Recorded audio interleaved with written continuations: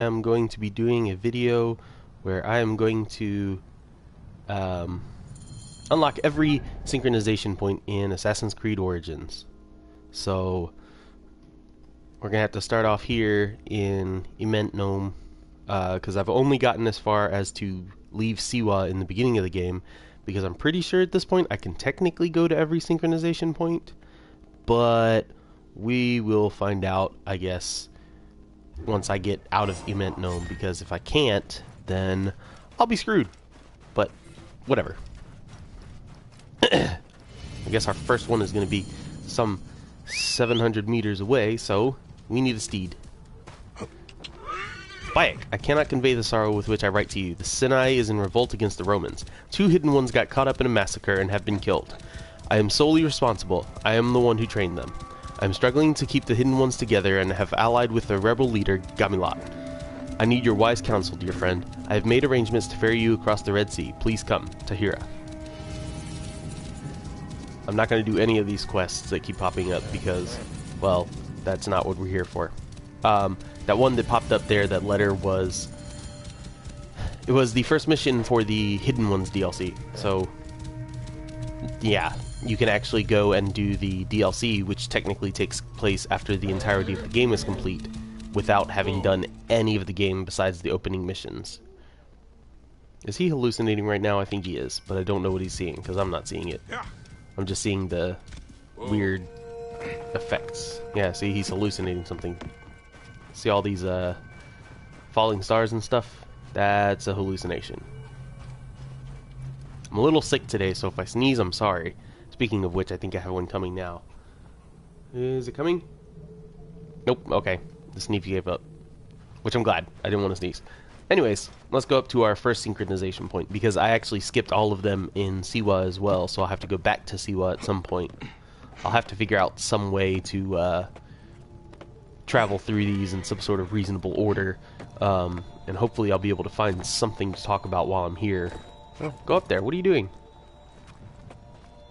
He's running up it like it's a wall he can't climb. There we go. Thank you. Okay, our first synchronization point here in South Immense Gnome. I don't know how to pronounce those words. Pretty sure they're actually Arabic words. They're not Egyptian, so... World map updated. Senu's perception increased. Does that actually count? Since I've completed everything in the game, technically. Where's, Yeah, no, okay. So it has cleared every synchronization point, which I guess will technically also clear my progress with every synchronization point. Also, one thing that I kind of want to do here, there's a lot of special points around here. There's a trophy that I want to get, and I might be able to get it while I'm doing this. No, I mean go inventory. There's a trophy where if you sell 100 trinkets at a time, you will get a trophy. And I want to get that trophy because saving up trinkets to get that trophy takes a very long time. So I'm hoping that having restarted the game now here in New Game Plus, I will be able to get that trophy much easier than trying to progress through it naturally. Restarting the game and going back to all the places. If I'm not mistaken, this right here will be the Yamu Temple of Sekhmet, or Sekhmet, or Sekhmet. I can't really pronounce Egyptian or all these languages with that verb, or not verb, that consonant. What do you want? I'm American. I'm sorry. I try. Yep. Okay. Burning bush. There we go. That's a hallucination. So I guess this game is subtly hinting that the legend of the burning bush that God damn it, that Moses experienced was not actually a burning bush, but was some sort of hallucination. I don't know if that's really what they're going for, but it seems to be. Come here. He's on fire, but he's not going to die because he didn't take enough damage before I lit him on fire. Are these guys real? What's up with them, like, being all fuzzy and fading and stuff? Am I the only one seeing that? There's another hallucination. Is that me? That's me. I'm hallucinating myself. Whoa. The shield I have on my back is a Final Fantasy shield, which is kind of funny. That's real. Typically when you run into a fire out here in these kind of, like, open sand deserts, it's not anything real. I don't think I've ever been to that. No, have I been to that place? Well, yeah. If it's that place with the marker on it right there, then yeah, I've been there. Because in my original gameplay, I've completed every location in the game. I haven't completed every quest though. In fact, I skipped the vast majority of the side quests. Lake Mariotis. Okay, cool. So now we can check Lake Mariotis to find all of the synchronization points here. And there's 4 of them, 2 of which are on the water, which just means they're going to take even longer. But that's fine. I actually really like this place that we're going to right now, the Temple of Sekhmet. So Sekhmet is the lioness goddess, and I forget exactly what her domain is. He will be in the temple. He always is. This is one of the first places that you actually have to go in the game. I think you have to go here. Can't remember exactly. Yeah, it is. Okay, because it's even telling me there's a quest there. Temple of Sekhmet in Yamu. One thing I kind of wish is that there were actually more Egyptian temples in this game, because I feel like there's only like a good 7 or 8 of them. And there are quite few that aren't located in cities. So it'd be nice if we had a little bit more of that. We will go up here to the sync point. But I love the Egyptian architecture. You know, when I was a kid, I had this huge fascination with maps and dioramas, and I still really like that kind of stuff. And I also really liked... This is not the Hippostyle Hall. This is a Hippostyle Hall. Anyways, so I really liked architecture as well as maps and dioramas, and Egyptian has always been one of my favorites because it's one of the most unique, so that's been one of my most favorite things about this game, but I still kind of wish there was a bit more of it. Maybe like one more large Egyptian city, because there's really only 2 large Egyptian-style cities in this game. Thebes and Crocodilopolis, which even Crocodilopolis is not that big.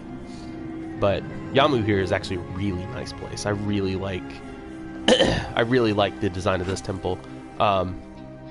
It's a bit simple, but it's very indicative of what we think Egyptian architecture would have been, because there's still things that we don't actually know for sure, but very impressive nonetheless, especially seeing it back here, back in this time when it was actually full of people.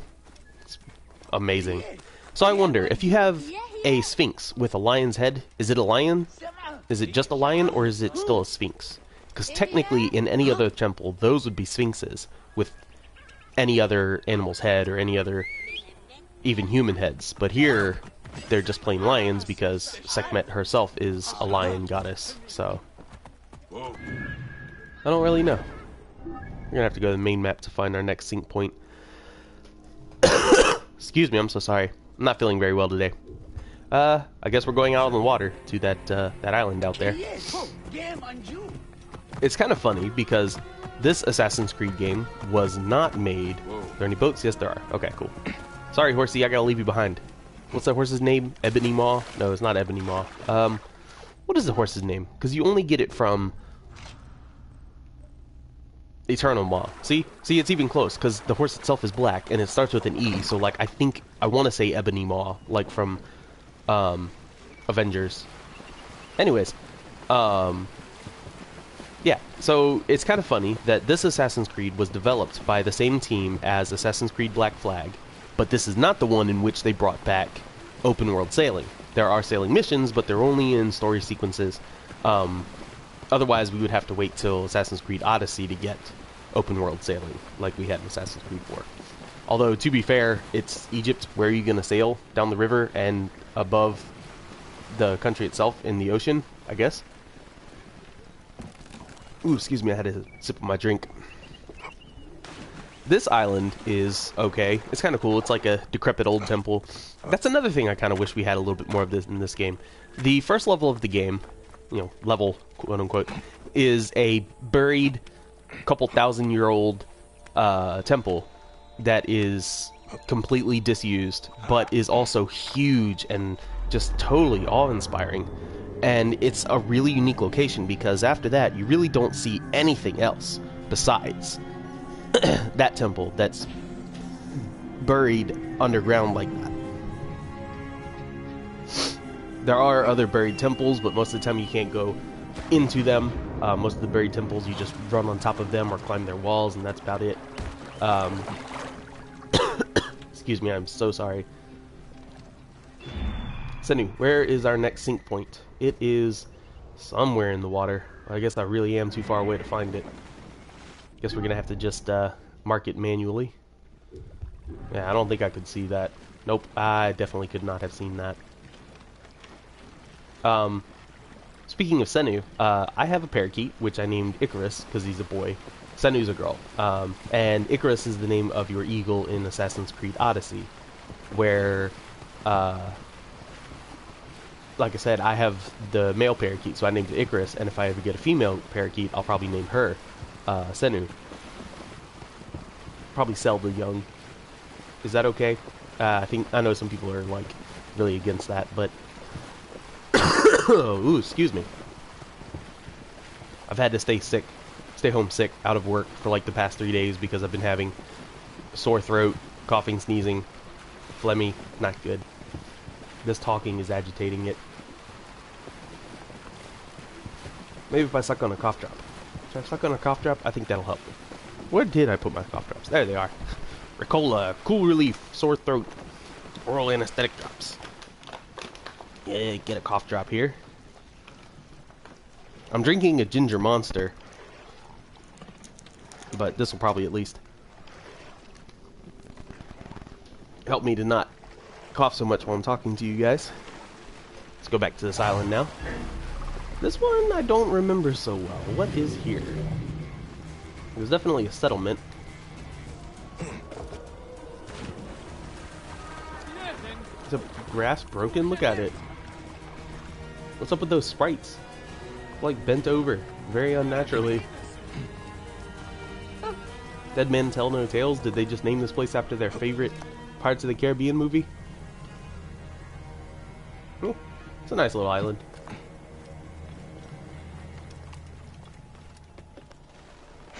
Let's see. See, this right here definitely looks like something that came from Assassin's Creed 4. This little wooden post here with the platform on the side, or whatever you call that. Very reminiscent of some of the small islands that you would see in AC4. Alright, let's go back towards the land. Can't switch to Senu while you're diving, I guess. There's a synchronization point right around there somewhere, but I'm not sure where. So I guess we'll mark it on the map again. Oh, it's this one up in the mountains. Still a little bit further than I expected, but whatever. Oh yeah, this is definitely helping my throat while I'm talking to you guys. Much better. Yeah, see, I didn't expect it to be that far away. Oh well. I'm surprised that going to this one isn't going into a new region, because this one is actually very far.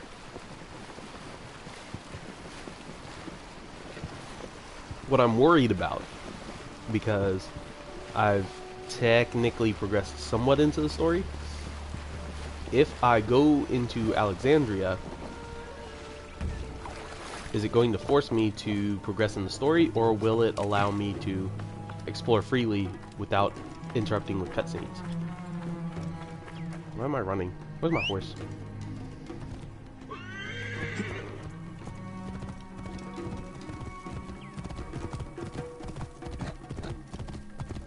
Now, typically I prefer riding camels in this game because I feel like it's more thematic, obviously, but I just got this new horse and I really like the design. I love the colors and the armor that it's wearing, so it's probably been my favorite horse in this game. I wish that they would give you a camel that's like outfit for battle like this horse is, but I don't think that there is one, or at least I haven't come across it. Even my legendary camels all look pretty basic. See, places like this are pretty cool. Ooh, excuse me. But I kind of wish that there was a bit more to them. I didn't realize there were soldiers up here. I see you. Freaking Romans. What can I do for you other than kill you with my flaming sword of fire? Ah. You ain't gonna hit me with your arrows, boy. Alright, forget it. Really? That wasn't enough to kill you? This will be. Jerk. If you can't tell, I like using fire in this game. Very effective. I know that poison is like, it breaks their armor and stuff, and you know, it's technically more useful against big enemies because it allows you to do more damage with your strikes, but I just like using fire. It's just more impressive. Although it can be a bit annoying when the fire damage kills them, because when fire damage kills enemies, it makes it to where you don't get the automatic looting feature. So if I kill enemies by hitting them with my weapon, I automatically get the loot that they would drop. Whereas if I kill them with fire damage, then I have to go back up to their body and loot it separately, which is a little bit annoying, but you know, whatever. Sometimes I spend way too much time playing this game in discovery mode, or I play way too much time in Assassin's Creed Odyssey, where I'm much more used to having no falling damage, so I get a little bit too risky and I wind up killing myself. So I really gotta learn to stop doing that. Now let's see what happens when I enter Alexandria. Can this horse cross this river? Nope. Sorry, horsey. Guess we're swimming. Don't worry about me, buddy. I'm fine. The next location I'm going to go to synchronize is the Serapeon, which is right up there. Let's see if I can place a... right there. Okay. Yeah, see, it's not that far away. I'm surprised I couldn't actually see the synchronization point. Sorry, deer. Not deer, whatever they are. I'm coming for you, Aya. Okay, cool. So I don't have to automatically start a cutscene or anything by entering the boundaries of Alexandria. I know I'm not going through the entrance, but who cares? It's an Assassin's Creed game. I'm supposed to go where I want, because I can jumps and stuffs and climbs down the walls and stuffs. But I shouldn't be jumping like that. I probably shouldn't be talking like that either. I don't know who I'm going to offend with that accent. I'm not really sure what that accent is, to be honest. It's like a New York accent, right? I think? I don't know. Certainly not an Alexandrian accent or an Egyptian accent. Wait, why is it a new region discovered? Didn't that already show up back there? Am I only just now entering the boundaries of the region of Alexandria? No, because it technically shows a little bit of it on that side of the river, so... eh, whatever. You go this way. Is there a way to get through here legitimately, or am I just gonna hop across buildings? Let's just go this way. Isn't this like the Jewish quarter or something? Isn't that what they call this area? Or is that the area on the other side with all the really rundown buildings? Looks like Tatooine.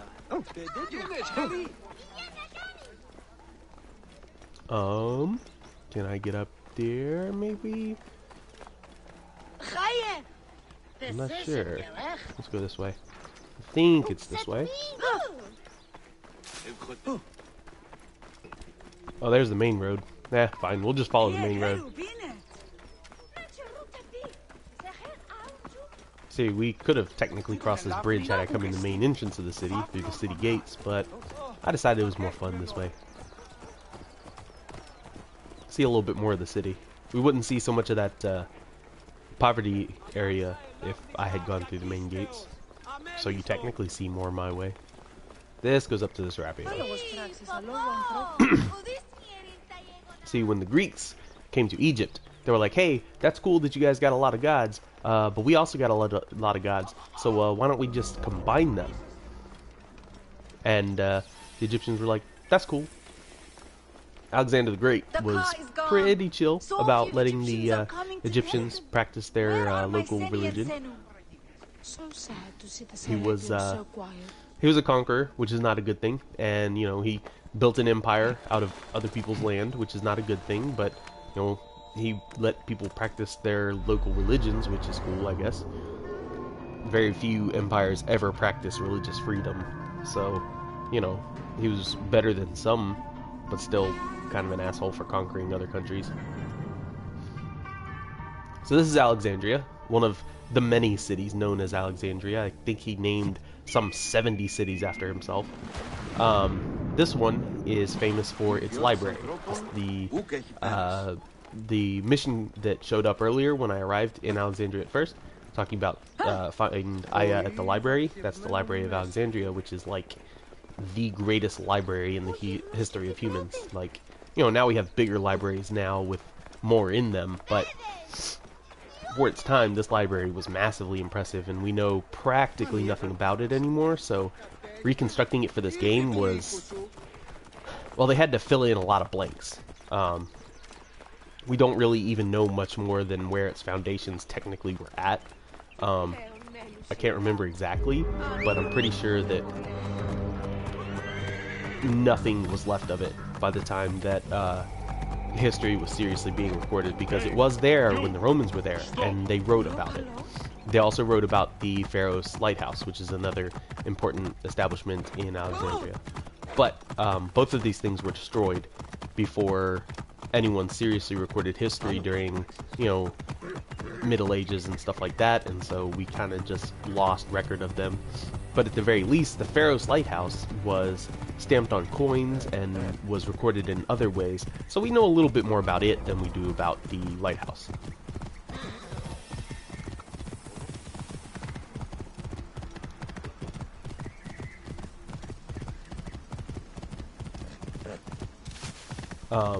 That is to say, we know more about the lighthouse than we do the library. I had it backwards. Now, unfortunately, this area is restricted. They're not going to let me in here without a fight. So, we're going to have to fight our way in, which is fine. I don't mind doing that. You guys aren't here to necessarily watch me fight, but I don't think anybody's going to be bored by watching me kill a couple Romans. They were also imperialist bastards, and they were worse than the Greeks when it came to what they did to Egypt. They were worse for sure. For instance, I don't think that they offered the Greeks religious freedom, which is a pretty bad thing. You should respect people's religious freedom. See if this guy comes close enough. Come here. Whistle. Come on, guy. Come check out what that whistle was. Hopefully your friend doesn't get close enough to see me. Ah. Yep, he saw me. Oh, don't warn your friends. I'll have to... nope, missed. I'm gonna have to get that guy first.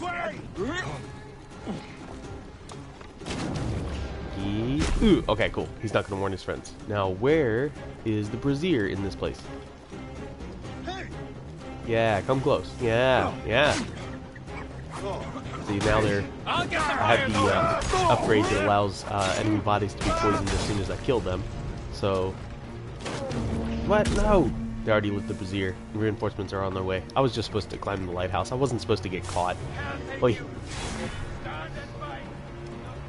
Well, oh well. Let's go climb the lighthouse. It's been a very long time since I legitimately climbed this lighthouse in the, what, career mode, I guess you could call it. I've climbed it a few times in the discovery mode, but it's blocked at certain points. So I don't know exactly how far I can get by using certain pathways, and when exactly I'm going to have to take a more linear route. Well, they know where I'm at, which is weird because I'm awfully high. I didn't think they'd be able to find me up here. There you go, Bayek. Go up. Please, go up. Go up. Okay, he's not going to go up. See, this is what I was worried about.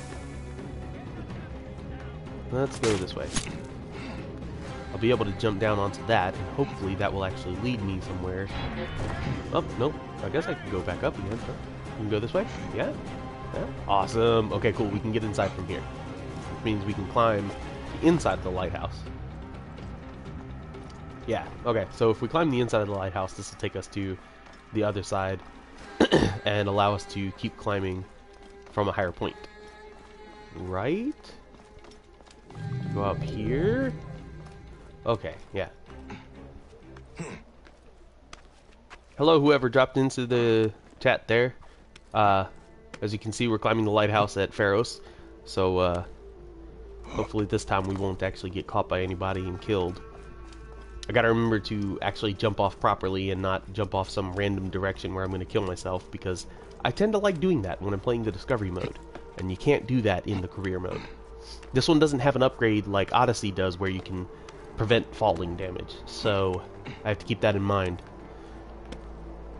But the route that I just took was the same thing that I always take whenever I climb this in discovery mode, so I guess it's fine. We don't have to worry about finding some weird alternate path. I thought it was more complicated than that, but maybe it's only more complicated when you're fighting during the Siege of Alexandria.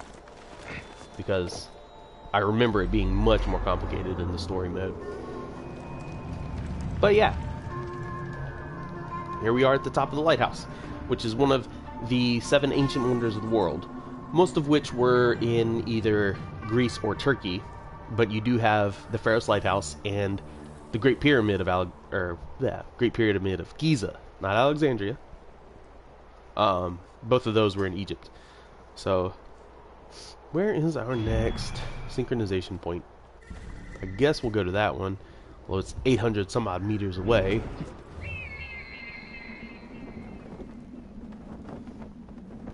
Quite a long fall, which is always fun. Really? You did not see me. I'm sorry, but no. You did not see me.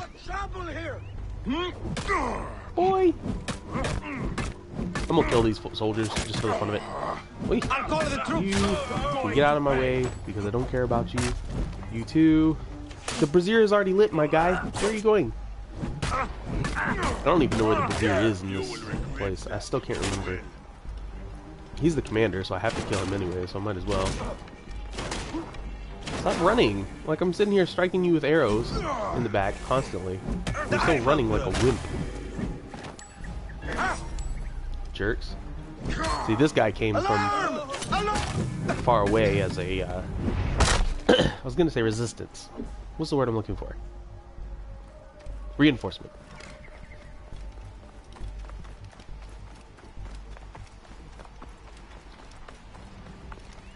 Now that we're out, first I'm going to change what my mount is. Because like I said, I'm going to use a camel for the fun of it. See, I technically have the Kwe, which is a camel, but also a chocobo. But it's... I still don't like it. I don't like the design. I like chocobos. I like camels, but I don't like chocobo camels. What are you doing, dude? Hey, dude. Up here, okay?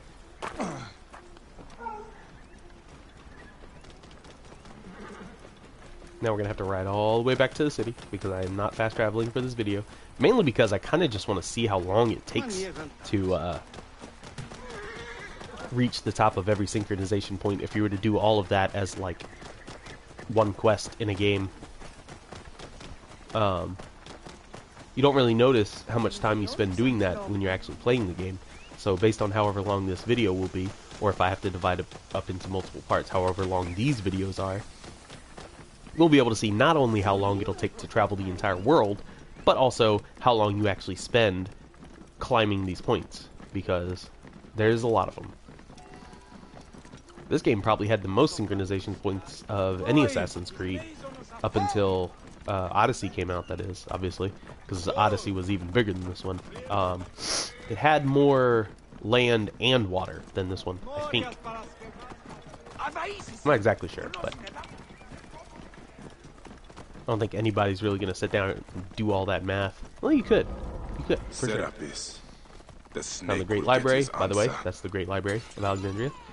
Built by the Greeks, full of Egyptian writings, full of Greek writings, all kinds of stuff, and all of it's lost. We'll never know what any of it was, and that is one of the biggest shames in history. All of that stuff lost. We got a bathhouse here, I think. That's a public bath right there. That's one thing that was common between the Greeks and the Romans. They both loved public baths, and you know, you kind of had to back then. You didn't have indoor plumbing at home, so you didn't have toilets at home, and you didn't have baths at home. So if you wanted to go wash yourself, you typically had to do it in public. So modesty wasn't as much of a concept back then. Not for them. Let's see, I think I can go this way, and if I'm not mistaken, this is... Nope. I'll just climb. Whatever. It doesn't really matter. I think this is what they call Alexander's tomb, but obviously it's not necessarily the real thing because we're still not really sure where Alexander's tomb was.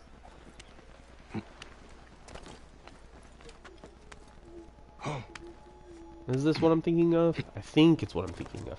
Probably wrong though. Oh no, it's Alexander's tomb. This is definitely Alexander right there. Alexander the Great. Another view of Alexandria. Quite a beautiful city. One of the most impressive in the Assassin's Creed series. But you know, it's, even though it's like the biggest city in this game, the fact that it's entirely like Greco-Roman in its architecture is still a little bit disappointing to me, because I still feel like we could have gotten something more Egyptian, something more particular to this game, because, you know, we have Crocodilopolis, we have Thebes, we have Memphis in this game. I confuse the two. I keep confusing Thebes and Memphis. But yeah, we have Thebes in the DLC in this game. We have Memphis in the main game for this, and we have, somebody's getting in a fight. Snipe you, man. Oh, I missed. How did I miss that? That was lame.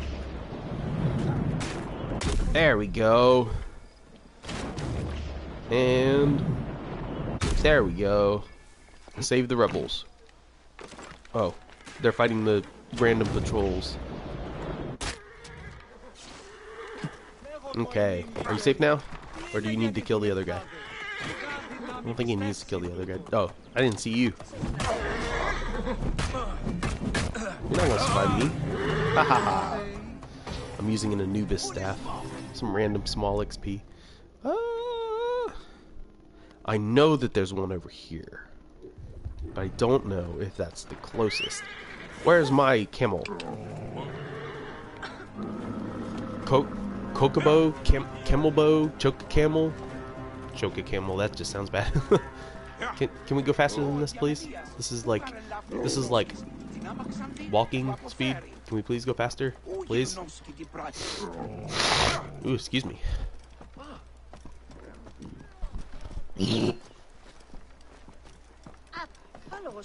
Oh, excuse me. Sorry, like I said, I've been suffering sickness. That was really rude of me. Why is my camel walking so slowly? And why is his head, like, jerking all over the place? What are you doing, dude? Are you sniffing something in the air? There we go. I don't know what's wrong with this camel. Great synagogue. Oh, so this is the Jewish quarter on this side. I think that's the Jewish quarter. One of the rundown sides is the Jewish quarter of Alexandria. I can't remember exactly which, but I'm pretty sure it's that one, since this is the Great Synagogue. See, we got more of these Sekhmet lions here, Sekhmet sphinxes. Is it appropriate to call them sphinxes? I don't think we came up with an answer to that. Kanopos known. Yeah, no, that lighthouse is the closest synchronization point. I guess technically we could like circle our way around. So next we'll head to like Heraklion, but should we go to Sapme and then Sapires and then Kensu and then go back over here to Kanem and Imkent? Yeah, okay, so we'll go Yush, then down here to Ineb, Memphis, Atef-Behu, Haraeus, Uab. There's not even a synchronization point in the Deshret Desert. Circle around to the White Desert, the Great Sand Sea, Libue, Green Mountains, Kyrenaica. We'll have to jump out into the water to clear up the Mesogaeus Sea, but I don't think that you actually have to worry about it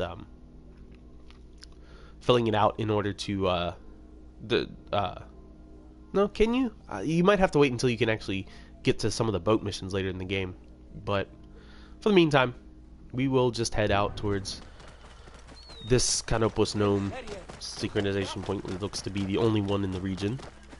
That looks like the entrance to somebody's fancy mansion. Like nowadays, somebody's fancy mansion.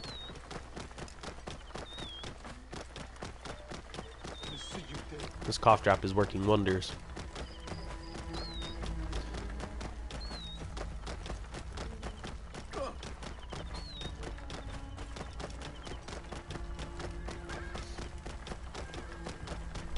So yeah, this lighthouse over here, a lot less impressive than the Pharos. So I kind of feel sorry for this little town because it's like climbing up to this one, we'll be able to see the Pharos, but you probably could not see this one at all from the Pharos because it's pretty tiny. I mean, it's a tall building, but it is a pathetic lighthouse compared to the Pharos. Because like, Whoa. we can see the Pharos from here. Technically, these trees are in the way, but you could see it from here. Like, where is it? The trees are in the way. There it is, right there. Yeah, that's the Pharos right there. And I'm considering skipping to daytime because I'd much rather play during daytime, especially for something where the whole point of this gameplay is to show off the world, explore it, look around, see what's going on, just appreciate the majesty and beauty of what they built in this game because holy crap, is it beautiful! Not just in terms of graphical fidelity, but like in terms of the artistic quality, the all that kind of stuff. The the creativity of their art and styles. Hey, you know what I'm saying? Like what they made, not just how realistic it looks. Now, where is the next sync point? We got to go all the way down here, so instead of riding a horse or a camel, which are both fairly slow, we're going to take a boat, which is probably the fastest way to travel in this game. Which is also true to ancient Egypt. Best way to get anywhere, boat down the Nile.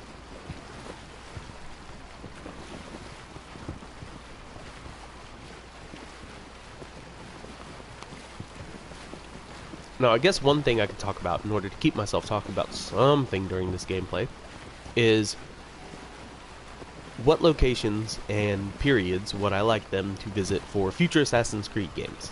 So, I've been staying away from most leaks related to Assassin's Creed recently because I don't want to get poorly informed by inaccurate information. But the prevalence of the Viking era, how much reference it's had in people's leak videos and speculation videos, it's about on the level that we had for both Greece and Egypt for the past two games. And both of those were correct.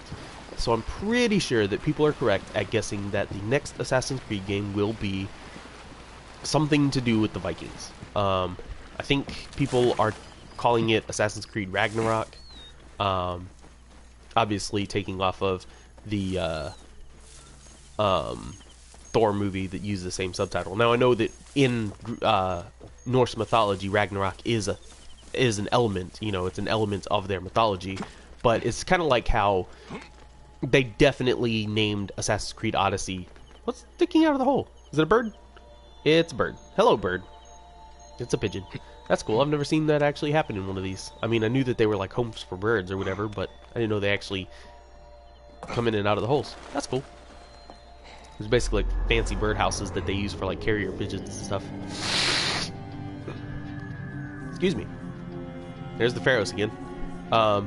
Yeah, so they definitely named Assassin's Creed Odyssey because people were playing Mario Odyssey at the same time, so it would, you know, give them a bit of a boost in terms of like name recognition, if nothing else. Hello, kitties. If you crouch near kitties, you can pet them because Egyptians love cats. And I'm not petting the cats. Whatever. We're gonna have to go on to a new area. I'm not actually sure where the city in Heraklion is. It's over here. Yeah, okay, cool. So this is one of the few, like, temple areas in the game, of which I am so fond. We're gonna go ahead and call our mount. Where are you? Now, Assassin's Creed Ragnarok, that's probably not what they're gonna call it, but, you know, it'd be an appropriate subtitle, because they get all those people, not gonna go in there, they get all those people recognizing the name from the Thor movie having that subtitle recently. So, I mean, I wouldn't blame them for calling it that. And also, I mean, I guess it'd be appropriate, right?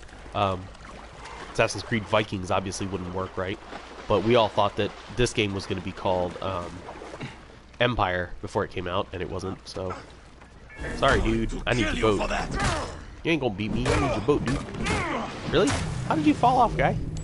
Whatever. So... whatever they call it, if it's a Viking game, that's fine, I guess. I don't really get how a Viking game could be an Assassin's Creed game. Now we've been to the area, we can drop our marker on the proper location. Yep. It was on the other side of the city that I thought it was.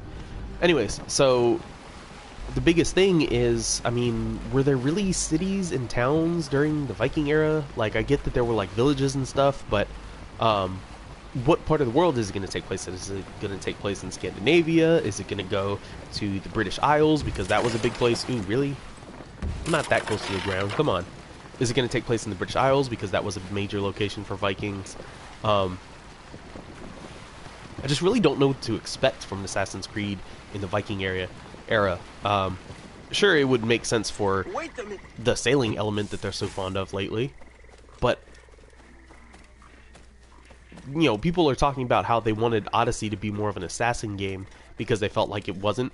Would a Viking game really be much more assassin-y? Like, seriously, think about it. They typically didn't have big built cities like, say, the Romans did, or the Egyptians did, or even the Greeks did. But also, I mean...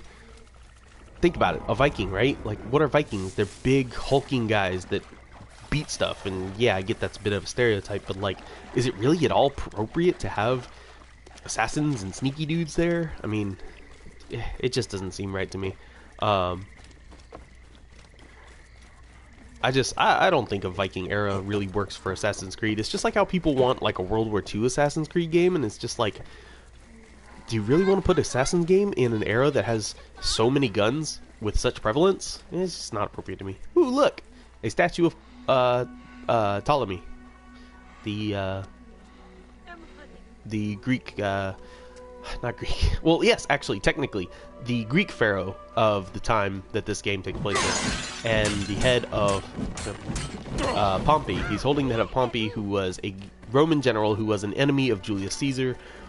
And Ptolemy killed Pompey because he hoped it would get him on the good side of Julius Caesar, except that Julius Caesar was pissed because he felt like Pompey, being Roman, should have been brought back to Rome to face Roman justice, not killed by a third party. So he actually disliked Ptolemy for that, which allowed for Cleopatra to befriend Julius Caesar at that point.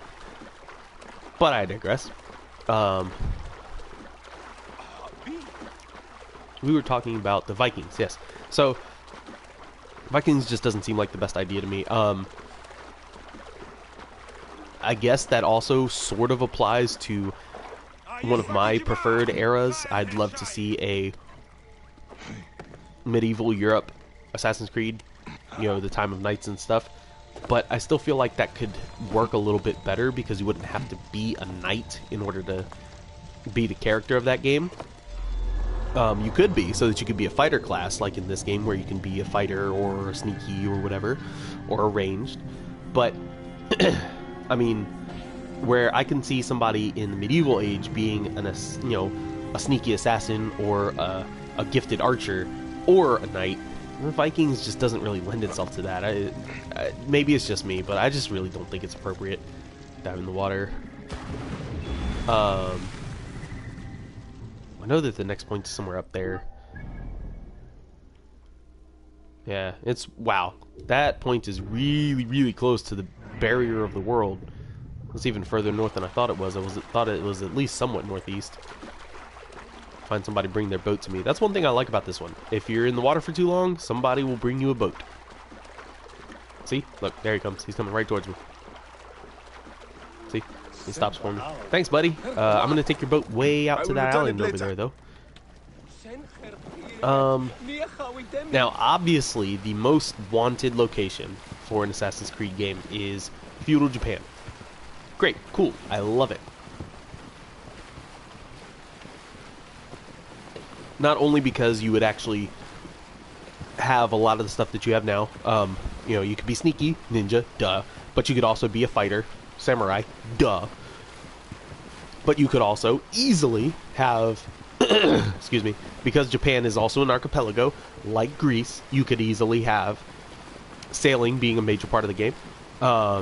Multiple factions, because Japan was not a united country, just like Greece back in the time of Assassin's Creed Odyssey. So that makes perfect sense. The only, let's see if I can come up with any caveats. You had major cities back then. Tokyo was a major power. Osaka was a major power. All the different city-states, just like in Greece. So you would have multiple factions. I must be careful now. What is something that actually makes Japan bad for Assassin's Creed? Because if you pay attention to the developers, you know that developers have always said that Japan would be terrible for Assassin's Creed, and they've never really given a good reason why. Or at least, they've never given an honest, good reason why. They've said weird stuff like it doesn't work because we need packed cities, and yeah, you need packed cities, but hello, Japan, like even back in the day, very easy to make packed cities. Sure, you might have to go to a slightly unrealistic scale with the cities, but does that really matter? Like, we're already changing the scale of things anyways. Ooh, excuse me, I'm sorry. Man, my next sync point is forever away. Yeah, it is. Ooh, boy. Almost another kilometer again. Well, let's go get a boat. I guess we can ride the same boat, unless that guy's sailing away. Is that boat moving? I think that boat's moving. What a jerk. Taking his own boat without having to worry about whether or not I'm coming. And this guy's bringing me his boat, but is that gonna... Can I get out to that island from this little inlet here? Yeah, I guess I can. Like I said, boats are faster than walking, so we're definitely gonna try. That's for sure.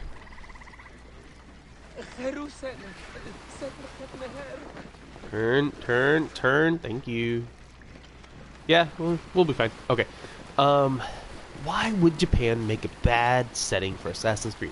You know what I never did? I never turned it back to daytime. Well, I guess it's because I'm out here in the islands where I don't really care much. What would make Japan bad for Assassin's Creed? I don't know. I really don't know. I'd also love to see Korea during its Three Kingdoms period. So about like 1500 years ago, when Korea was being... first of all, Korea back then also included part of southeastern China. They had a lot more area than they do now. It was one nation controlled by about 3 different powers. The Shilla, the... Gojen? I forget. Anyways, they had 3 different kingdoms that were vying for power in the same land.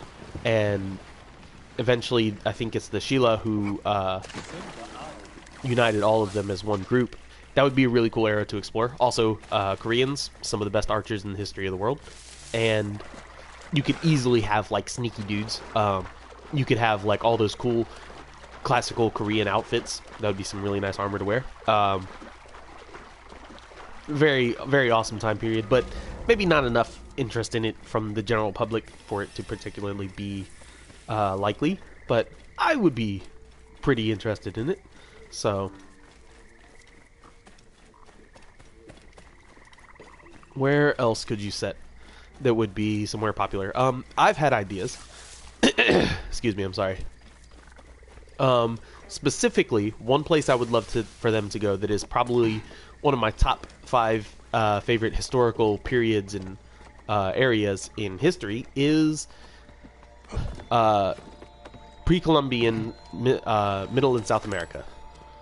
Found a bunch of stuff to steal. Yeah, see, I'm not finding a whole lot of stuff to steal, so I'm not increasing my amounts of trinkets very much, which is disappointing, because I was hoping I'd be able to do that during this gameplay. But, whatever.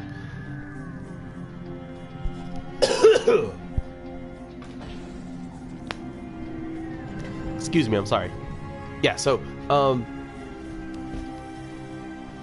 where else could they go? So, pre-Columbian, Middle and South America, having Inca, Aztec, Maya, Olmec, all those groups, right? They built some massively impressive architecture.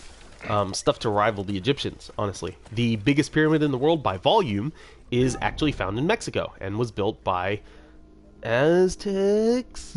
I think the Aztecs. Probably wrong about that, but it's honestly a little hard for me to keep them straight because I never really memorized most of that information, much as I'm fond of it. But yeah, the stuff that they built rivals the Egyptians. While it wasn't necessarily taller, because they didn't have the same kind of base to build on. You know, the Egyptians had limestone to build on top of, so they could build huge stuff with no problem. Excuse me, hippo. The ancient Mexicans had to build on, you know, softer stuff, which is fine. Is this all shallow enough for the horse to go through? Yeah. Okay, cool. Sweet. Don't have to leave behind. Queh. You huts. Oh, no. Wow, really? The last little bit. Well, it's morning now. Guess I won't have to skip night. Ooh, what did I find? What did I find? There we go. Found a treasure chest. Nice. Please have some... Nope, just a bow. And a really lame bow as well. Yeah, so what was I saying? The ancient Middle and South Americans. The biggest pyramid in the world is located in Mexico, and while it's not as tall as the Great Pyramid of Giza, it has more volume. It's larger, technically, based on volume. So that's pretty cool. So they couldn't build as high as the Egyptians could, based on what they were building on top of, but they could build bigger, because, you know, just how they built, I guess. But that's pretty cool. And I kind of want to go see that kind of stuff. I'd love to see it in its prime. I'd love to be able to experience, like, ancient Mesoamerican warfare, you know? Like, that would be cool. Maybe have it during some of the conquests of Spain down to that area. Hey guys, you got packages for me to steal from? Those little packages on the ground, parcels, whatever they are, I don't know what's supposed to actually be in them, but they have some loot inside them. So that'll increase the amount of trinkets I have, and that'll be nice because then I'll get my trophy that I want. I'm considering whether I should include the Sinai and Thieves in this game, or in this video, because I'm pretty sure I'm just going to wait until I get far enough in those DLCs to let me visit all the areas within. If I go to the Sinai, I can visit anywhere, but if you go to Thebes, you have to get far enough in the story to actually visit some of the locations. So I'm probably not going to do Thebes, but I'll definitely do the Sinai in this video, if I decide to do all of Egypt in this video, because separating the Sinai as its own short video at that point would be kind of pointless, really. Anyways, what is this marker pointing to? Oh yeah, it's pointing to a random location, because I haven't gone far enough into this next area to find where the synchronization points are. Imkent Nom. Are there any cities? It's kind of hard to tell. There's some roads for sure, but I can't really tell if there are any true cities. Oh, am I missing one over here? I am. Lame. Okay, we'll cross that. We'll cross over to that one later. I don't want to leave one behind really far away from anything close to it, because then it'll take me a long time of traveling without having anything to do in between to get back to it. What's up, little gazelle, or whatever you are? I forget what the animals out here are called. Hyenas. Hyenas are crazy. You wanna fight? Yeah, I knew they were gonna smell me. They smelled me, they wanted to fight. Funny thing is, hyenas closer to cats than they are to dogs. You didn't know that? It's a fact for you. Also, hippos, closest relatives of whales. Elephants, closest relative of manatees and dugongs. Manatees and dugongs are not the same thing as seals and walruses. Seals and walruses, and sea lions, I've decided to call them sea lions, which is, you know, unnecessary. They're just seals. Those guys are more closely related to dogs. It's pretty ironic that hippos are closely related to whales, because hippos themselves cannot actually swim. which is also weird because they have like a high body fat content. Yeah, but they sink though. That's kind of funny and also kind of dark, but whatever. See, we have these like rundown like ancient temples that can't actually be used for anything. I should be But there's nowhere to go cautious inside around them. here. It's just kind of a few walls, a few statues, a few, you know, a few bits of architecture sticking out of the ground, but there's nowhere to actually go in it. So, you know, it's less interesting than it could be, I guess. Hi, hippo. Hey, man, close your mouth. You look like a fool. Oh, there's a crocodile fighting you. I was like, what are you fighting? I didn't see anybody because the hippo was too big. It was one of the crocodiles. Nile crocodiles are the second biggest in the world. The biggest is the saltwater. Or do I have that better? I forget. The biggest crocodiles are either saltwater or, and then the second biggest is whichever the other is. I've seen saltwater crocodiles in real life, in Philippines, and the one we saw was, oh boy, he was a big boy. He was a very large animal. Never seen a Nile, but I'd love to see them. I would love to go see a Nile crocodile.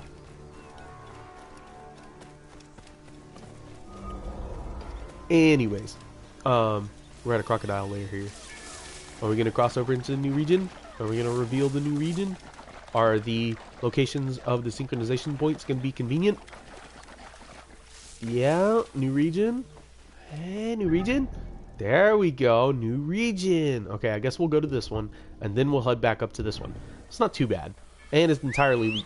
it's all land between here and that next point, so I won't have to get back in the water.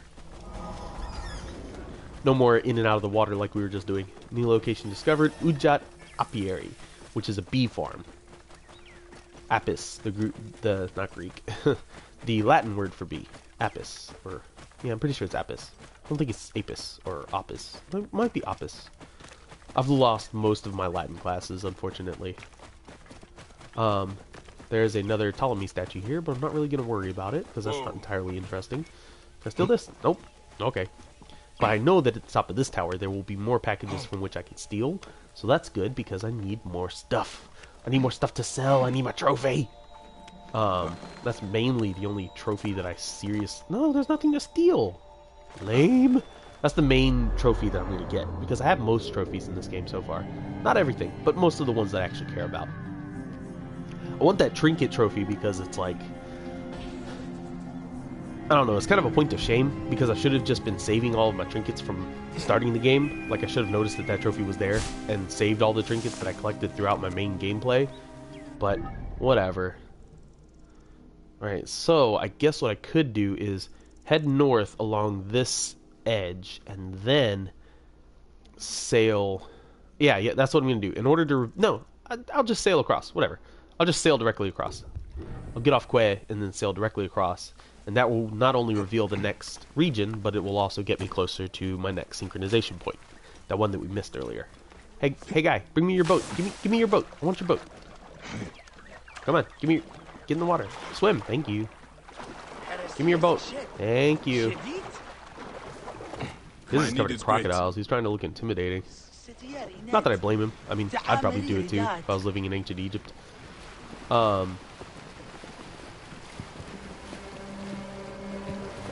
Yeah, so going back, Kakamnom. Is there any? Yeah, there's one way down there. So we'll go there after we clear out Sapmennom and Sapiresnom and Kensunom.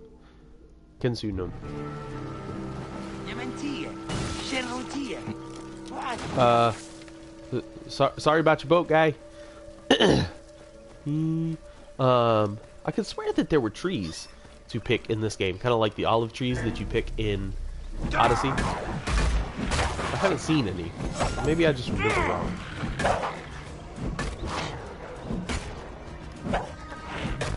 I thought there were. Let's see, other locations and arrows for Assassin's Creed. What are some of the other big ones that people want? Excuse me, Croc. I only wear Crocs when I'm at work. Ha ha ha ha. So, why are you fighting me? Why don't you fight each other and then I just take on the winner who's already weakened from beating the loser? Haha. That was the latest tail whip. It's funny because the oldest game I ever played that had an Egyptian level in it, or at least when I was a kid, was Gex 3. And Gex 3 had a level in Egypt, and it had a level where you could ride a crocodile. But the crocodile wasn't in the Egypt level. For some reason, it was in the pirate level. And what do pirates have to do with crocodiles? I don't think they're related, because you think pirates, you know, like Caribbean pirates, because that's what it was based on. You think of, you know, Caribbean islands, tropical islands. Not crocodiles. Crocodiles, you think of Egypt. Maybe you think of Australia. Maybe you think of, like, swampy places. Crocodiles? Where are crocodiles? American alligators. Maybe they were in Caribbean, but I don't think so. Oh, wow, thanks. You're a little bit late, but I guess it'll still technically save me time. By the time I turn this boat around, though, it'll have covered most of the time I would have used to get there by swimming. So you hardly helped me at all, but thanks for trying, though. I'm going to wreck your boat out of spite. Did it wreck your boat? No. Okay. Your boat's fine. Jerk.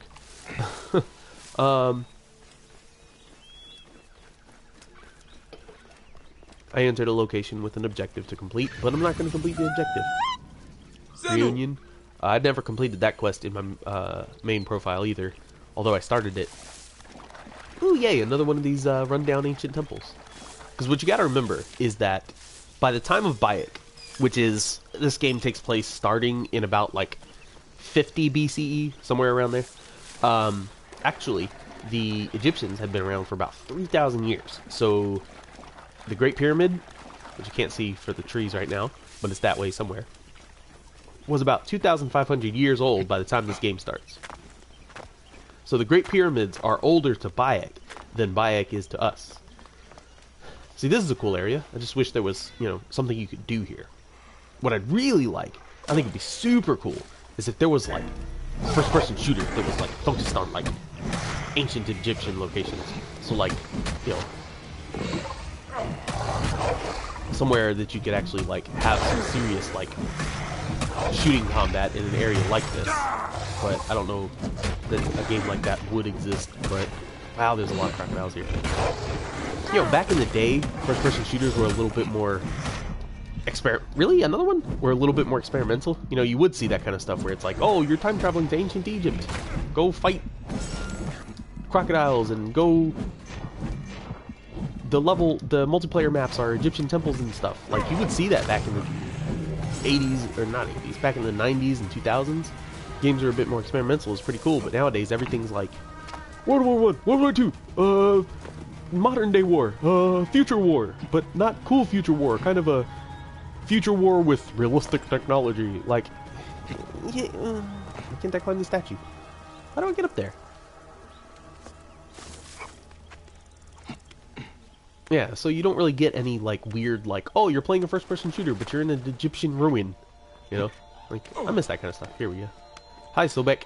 This is the Egyptian crocodile god, who actually is the god of crocodiles and the Nile itself, I believe. Pretty cool place. It's been a while since we reached the top of a synchronization point, huh? There you go. There are your pyramids. Memphis is down there, too, somewhere. We'll go to Memphis here in a... probably a good while before we go there. We'll return to Kakemnum. For now, we're going to Sapmenum. And I don't know where a sync point is. I know that there's a city over here, though. It's a little town. So we'll mark that. Somebody's photo. Oh, no. Yep, nope, okay. That was close. Did not jump into the hay pile or water or whatever that would have led to. I probably should have jumped off the other side, but whatever. I guess I could run over to that boat, but somebody's going to bring me a boat anyway, so I'll just swim across here. That area downriver, like right there in the center of the screen, we'll be visiting there later as well. That's a still functional temple, but it doesn't count as a city. Decided to come back. What are you talking about, Bayek?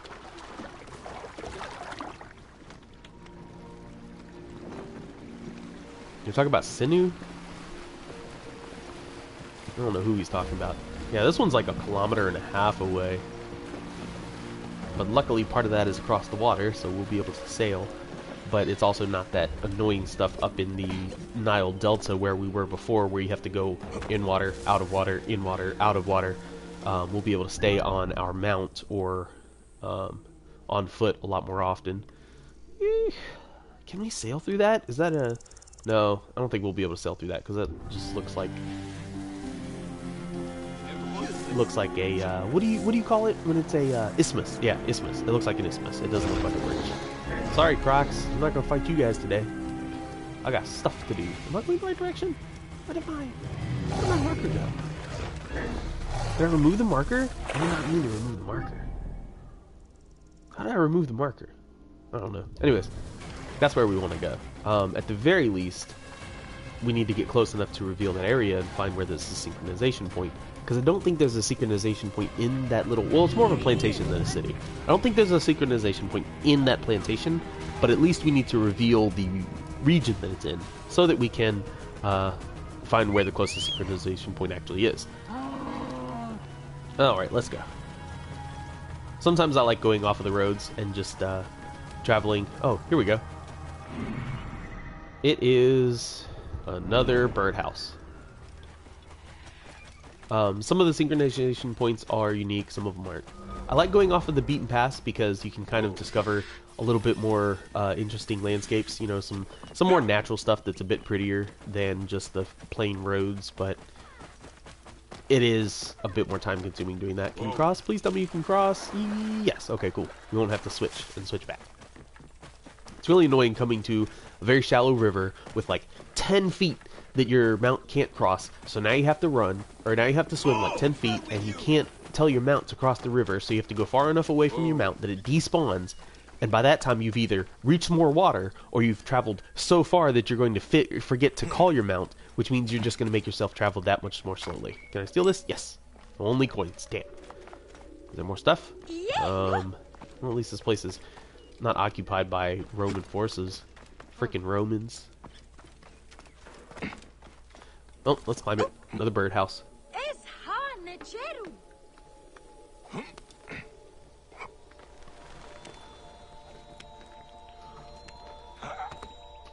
See, this one has the synchronization point on the very tippy top of the spire, whereas some of them have, like, a pole jutting out that you can stand on, so it's kind of weird. Alright. But did we reach a new region? I don't remember seeing a new region located. No, we didn't. Okay. Really? Oh, man, we gotta go back? Crap!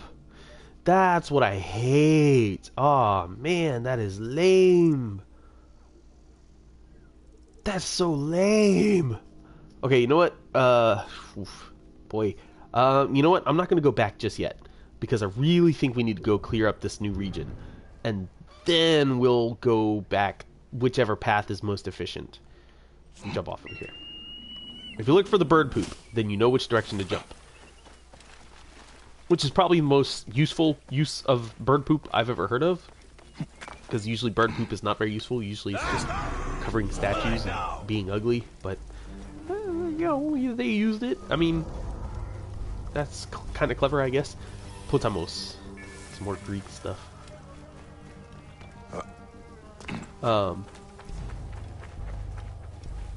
What other locations have they considered for Assassin's Creed?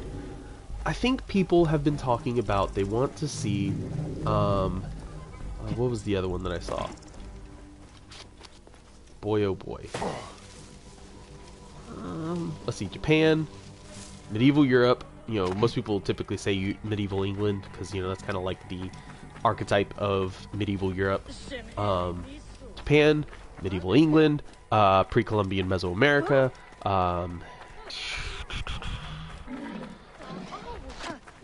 I mean, yeah, technically you could say, like, China or Korea, but I feel like those would mostly fulfill most of the people who want any one of those given. Like, for instance, I would most prefer Japan, but if I got an Assassin's Creed in feudal Japan... Sorry, I would mostly prefer a Three Kingdoms Korea, but if I got something in China, or I got something in Japan, I'd be pretty satisfied. You know, I probably wouldn't be like, oh, well, it was Japan, but I kind of wish it was Korea. I'd be down with it. We see a new synchronization point, and what I really need to be doing is checking the map, not having Senu check it for me. Yeah, okay, I guess we're going to do this. So how about this? We're going to go to Sapires Nome, then we're going to go to Kensu Nome, find out what's in Kensu Nome, and then go back to Sapires Nome to clear it up, then Sapmen Nome, and then Kakem Nome, and then Ineb Hejet Nome. Then we'll be able to go to Giza. You guys are going to be able to see pyramids. I'm pretty sure that's when everybody's actually going to start enjoying this live stream, because it's been a very long live stream, and I've been talking about who knows what this whole time. Whew. That's what the monster is for. I am drinking a ginger brew monster mule. I don't know why they call it mule. It's kind of unappetizing. Thinking of mules, ugh. You know, where I was talking about Gex before, wouldn't it be cool if you could play Gex on PS4? Wouldn't it be cool if you could have your PS1 games that you bought on your PS3 or your Vita? I mean, Vita could do it. Why can't PS4? I want to play my PS1 games. I'd love to live stream something like Gex 3. Heck yeah. Most people probably don't even remember that game. But the music is banging, dude. It's one of those games where they basically use the same song for every level, but they change it for every level as well. So, you know, you have the same music with basically the same beat, the same rhythm, the same melody, but it changes up the instruments and it changes up some of the arrangement. So if you're playing the Greek level, it's kind of like epic Greek heroic music. And then when you're playing the Egypt level, it's kind of like almost Egyptian rock. So it's using like that typical Egyptian sound that we know from like the Mummy movies and stuff. But also it's got a little bit of a guitar in it, so it's pretty freaking cool music. Then if you go to the Christmas level, then it's Christmas themed and blah blah blah blah blah. It's really cool music. So talking over that game is almost criminal, just for not being able to listen to the soundtrack, because I love that soundtrack. Alright, let's go to Kensu Nome. And if I'm not pronouncing that sound right, somebody correct me, if anybody's here.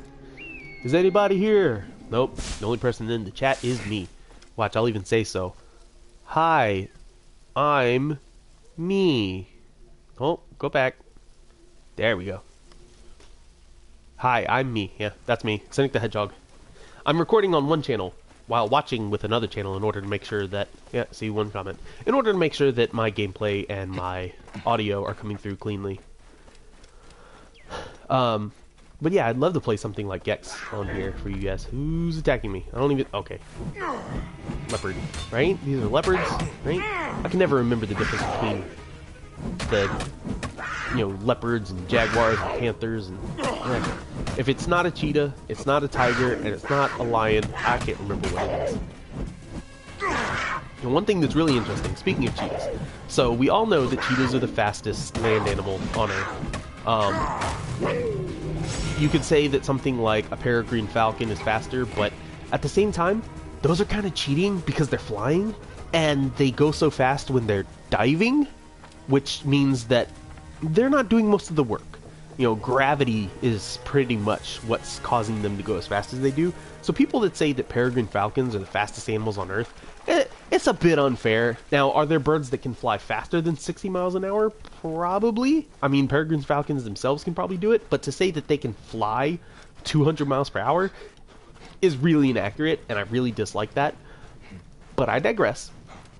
The point that I was getting at is we all know cheetahs are the fastest animals that run. And we can all think of other animals that are, like, impressive in physical ability in some way, similar to that.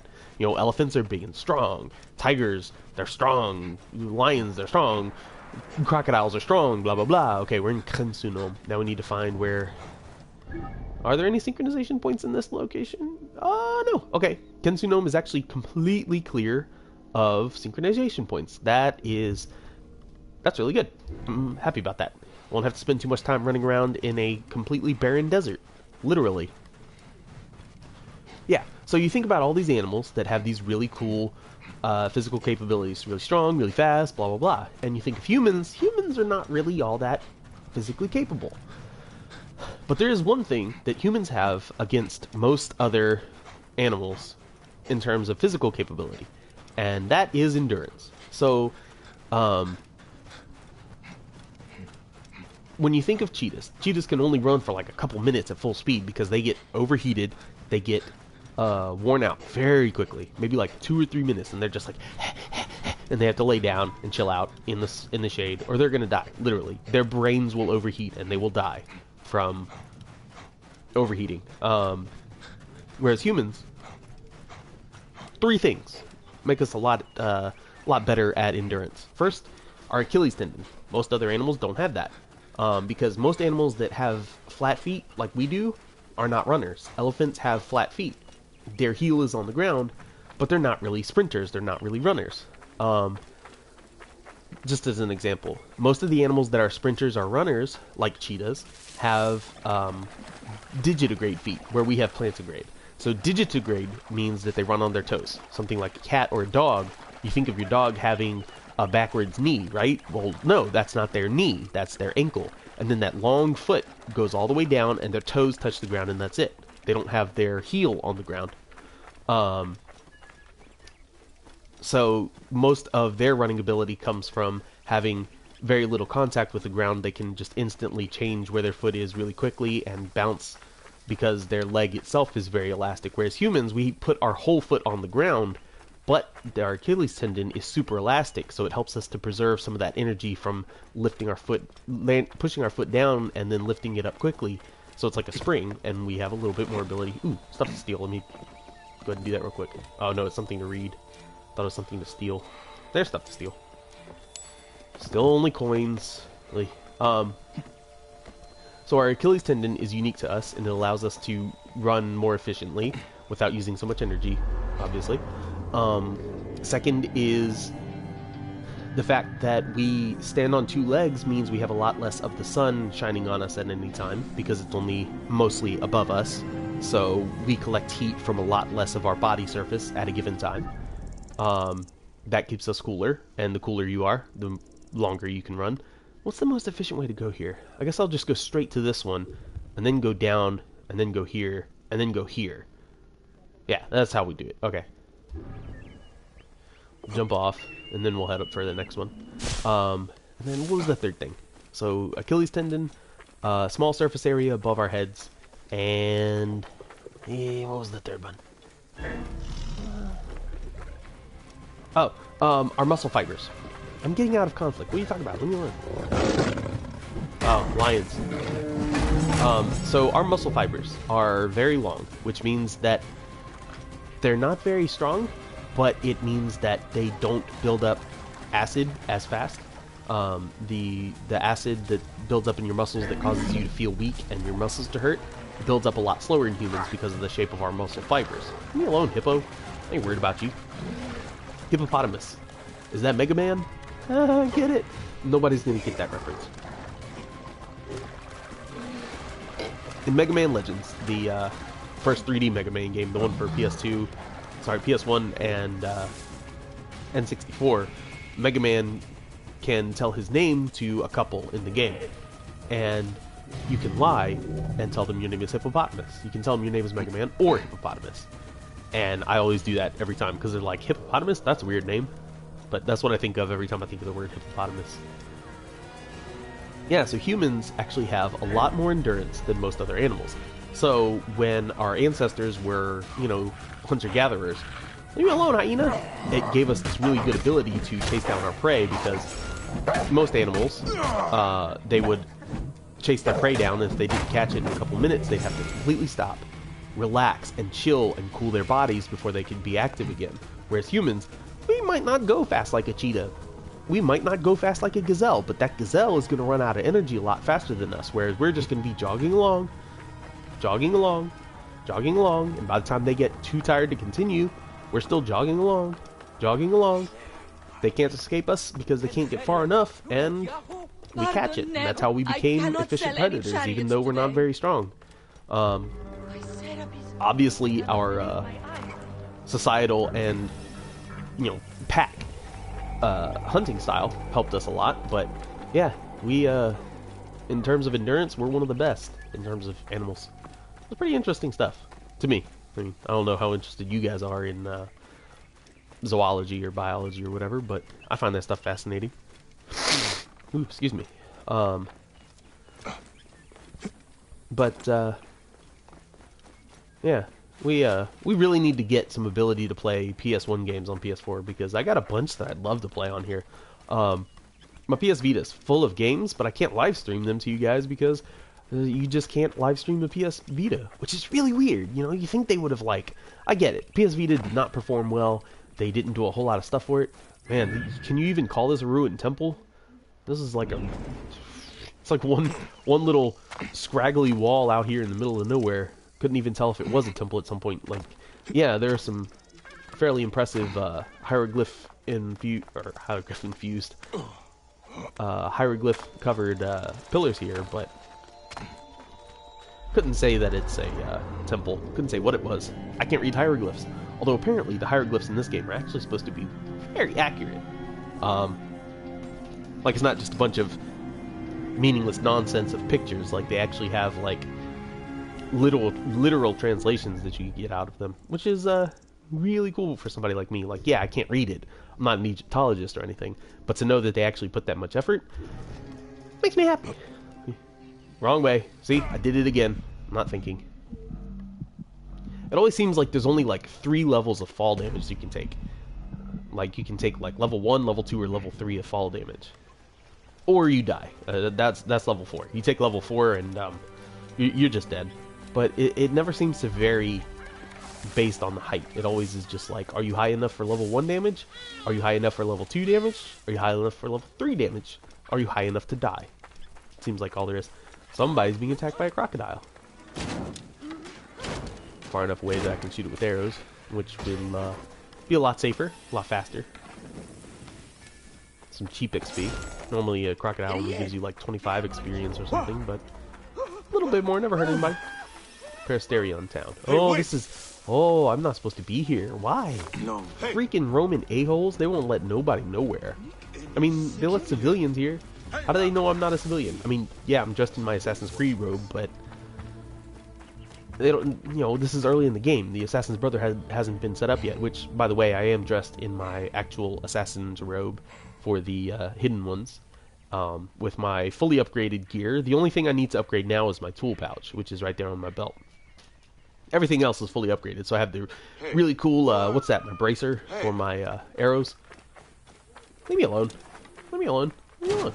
Just leave me alone. Just leave me alone. Just leave me alone. Leave me alone. I don't care if you hold that power shield in your face. You're not going to get to me. I'll protect you. Leave me alone with your javelins. Ow. Okay, maybe he'll get to me with his javelins. Well, the fire damage will take him out, right? Yep. Meanwhile, the crocodile. I'm more scared of crocodiles than I am of you. But I mean, then again, of course I am. They're crocodiles, and you're just a human with a weapon. Like, yeah, you have a weapon, but crocodiles are a bit scarier. Outrunning you would work. Outrunning the crocodile would work. But the crocodile is more of an immediate threat. Anyways.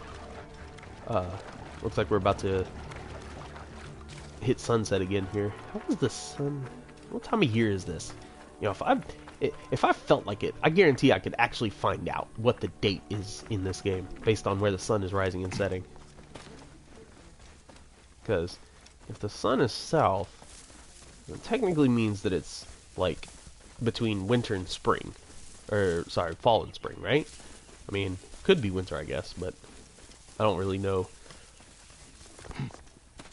Well, you could also judge it based on how the Nile is flooded, like how high the Nile is. I wonder if anybody's tried that before.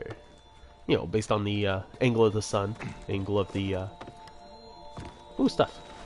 That's valuable stuff. Ooh, yay, I found some... Sweet! I finally found some actual trinkets. Yeah, I wonder if anybody's been able to determine what time of year this game takes place. Now, I would assume they probably didn't take time to actually set the sun on a legitimate day-to-day path where, depending on how far you are in the story, the sun's track across the sky will change in order to represent what time of year it is. We'll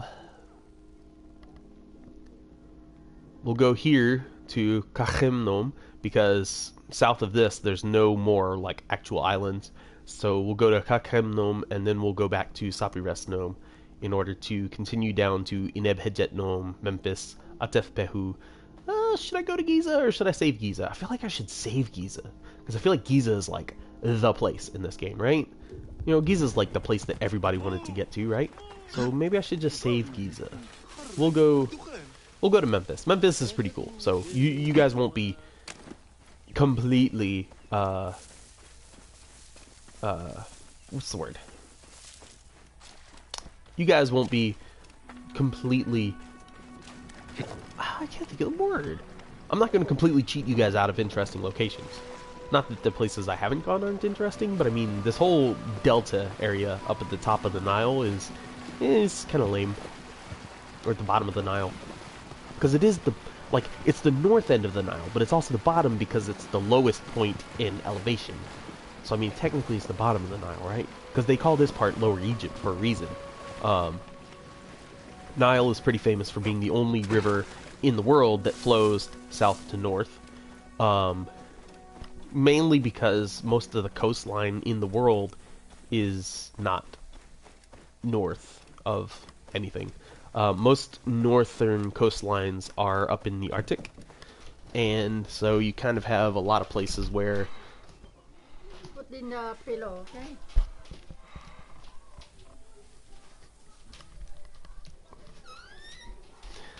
most of the northern coastlines in the world are up in the Arctic, so you don't really have a lot of rivers flowing out there anyways, but even then they're like broken up.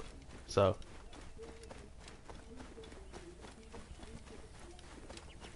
there's not really any like serious flat coastline. Africa is the only continent that has a lot of serious flat northern coastline besides I guess maybe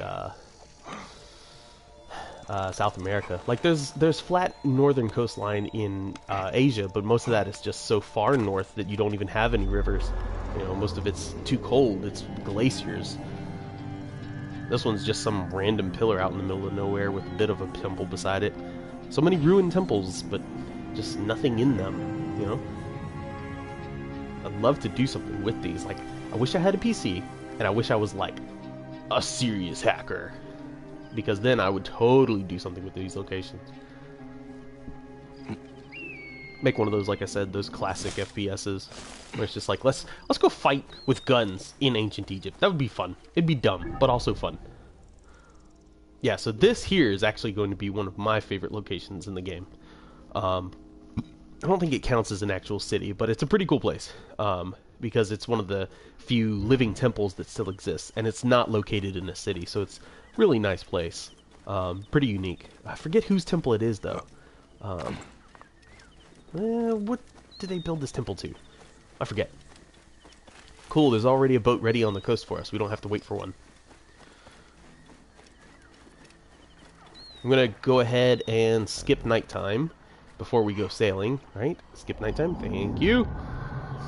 Hello to the people that are joining the live stream, by the way. Nice to have some viewers. Just so you know, we're traveling between every synchronization point in Assassin's Creed Origins, so I'm just going off on tangents about whatever I'm thinking while we're playing. So, do I want to save that guy? Two guys. What's attacking them? I don't see it. Where is your assailant? There's your assailant. Okay. Get some cheap XP, even though I don't really need it. Did it work? Yeah, okay, he's saved. Okay, bye guys. Exterminate threat. That's awfully violent. Alright, let's go climb this temple here. But first find out whose temple it is. What is it a temple to? Tensu Anchorage. Well, that's that boat. Anchorage, Alaska? New location discovered. Letopolis. I don't know what Leto Should is. not be seen in this area. Let's see. Chemtrireme. That's that boat behind us. Letopolis. What is this place? Are they going to tell me whose temple this is? No, they're not. This one's starting to get buried under sand. See, that's the unfortunate thing about Egypt, is that while it's nice when things get buried under sand because it preserves them, you know, because sand isn't exactly chemically active, it also means that it's really easy for things to get buried and lost very quickly, which happened to, say, the Sphinx, for instance, which was completely covered in sand all the way up to its shoulders when it was first discovered by, I think it was Napoleon. So they had to dig it out of sand back then. And like I said, it's nice because it preserves things. You know, there's not a whole lot of erosion going on in the desert besides sand grains being blown in the wind, which is, of course, pretty inefficient erosion. You know, it's not as bad as water-based erosion or ice-based erosion or... I guess there's a little town around here, but yeah, it's not like a complete city. It's mostly this temple complex here. Let's go into the main body of the temple, see who it is before we move on to our next synchronization point. But yeah, so you don't have much chemical weathering, which is another big problem. You don't get like acid rain in the desert. You don't get organic erosion, so you don't have a lot of plants and animals tearing up the... Are they going to tell us whose this is, or are they just going to decide that it's too run down for it to count? Temple of Horus. Oh, okay. This is really? Horus's temple? How'd they let Horus's temple get this run down? Like, Horus is like one of the primary deities. That's crazy. That's weird. Why would you let Horus's temple get this... well, I mean, I guess it's sort of maintained, but man, it is full of sand. And that actually really does happen, yeah. It's just like that. You know, you don't have to worry about too much erosion from anything besides sand. And once that sand starts covering stuff, though, good chance it's going to get lost for a very long time. So it's nice because the stuff still looks pretty good. You know, for as old as they are, Egyptian ruins tend to look really good. But you just have a really hard time finding them compared to, say, Greek or Roman, where the Greek and Roman stuff, people still live in those places, which is the only reason that we haven't lost those. It's the only reason we haven't lost most of those ruins, most of those locations of cities and roads. First of all, the Romans were really good at building roads, where, of course, in Egypt, where there's a lot of sand, roads weren't really a thing, because if you pull a cart down a road one day, and then the next day sand blows it over, nobody's really going to find that path.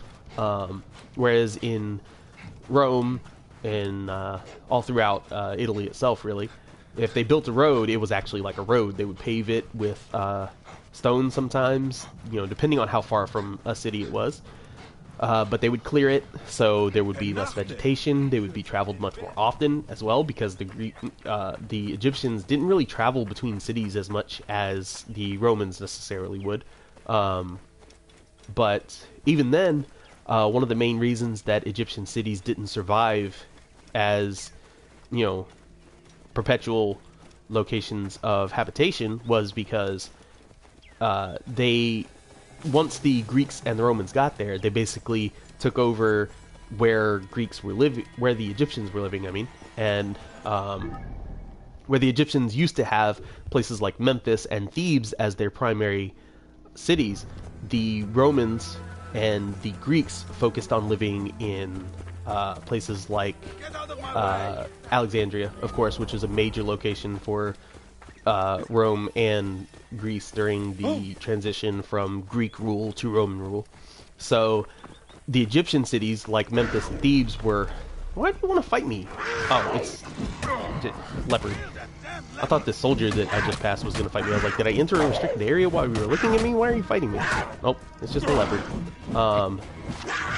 Yeah, so when the Romans took over, especially, the Egyptian cities like Thebes and Memphis fell out of power, and they started to get buried. They started to get run down by the slow erosion that was happening around them, and the smaller cities didn't survive at all. So there's tons of stuff that's probably just hidden somewhere in the desert, buried under sand, that we don't even know exists, and it's just waiting for some young, intrepid adventurer to find it, just like in the movies. And Egypt is one of the few places where you actually still have that opportunity. Like, you know, like I said, like, we're not really going to find any a new Roman city that we didn't know existed in the middle of Italy. That's not really going to happen, but it's very possible, if unlikely, because it would be very difficult.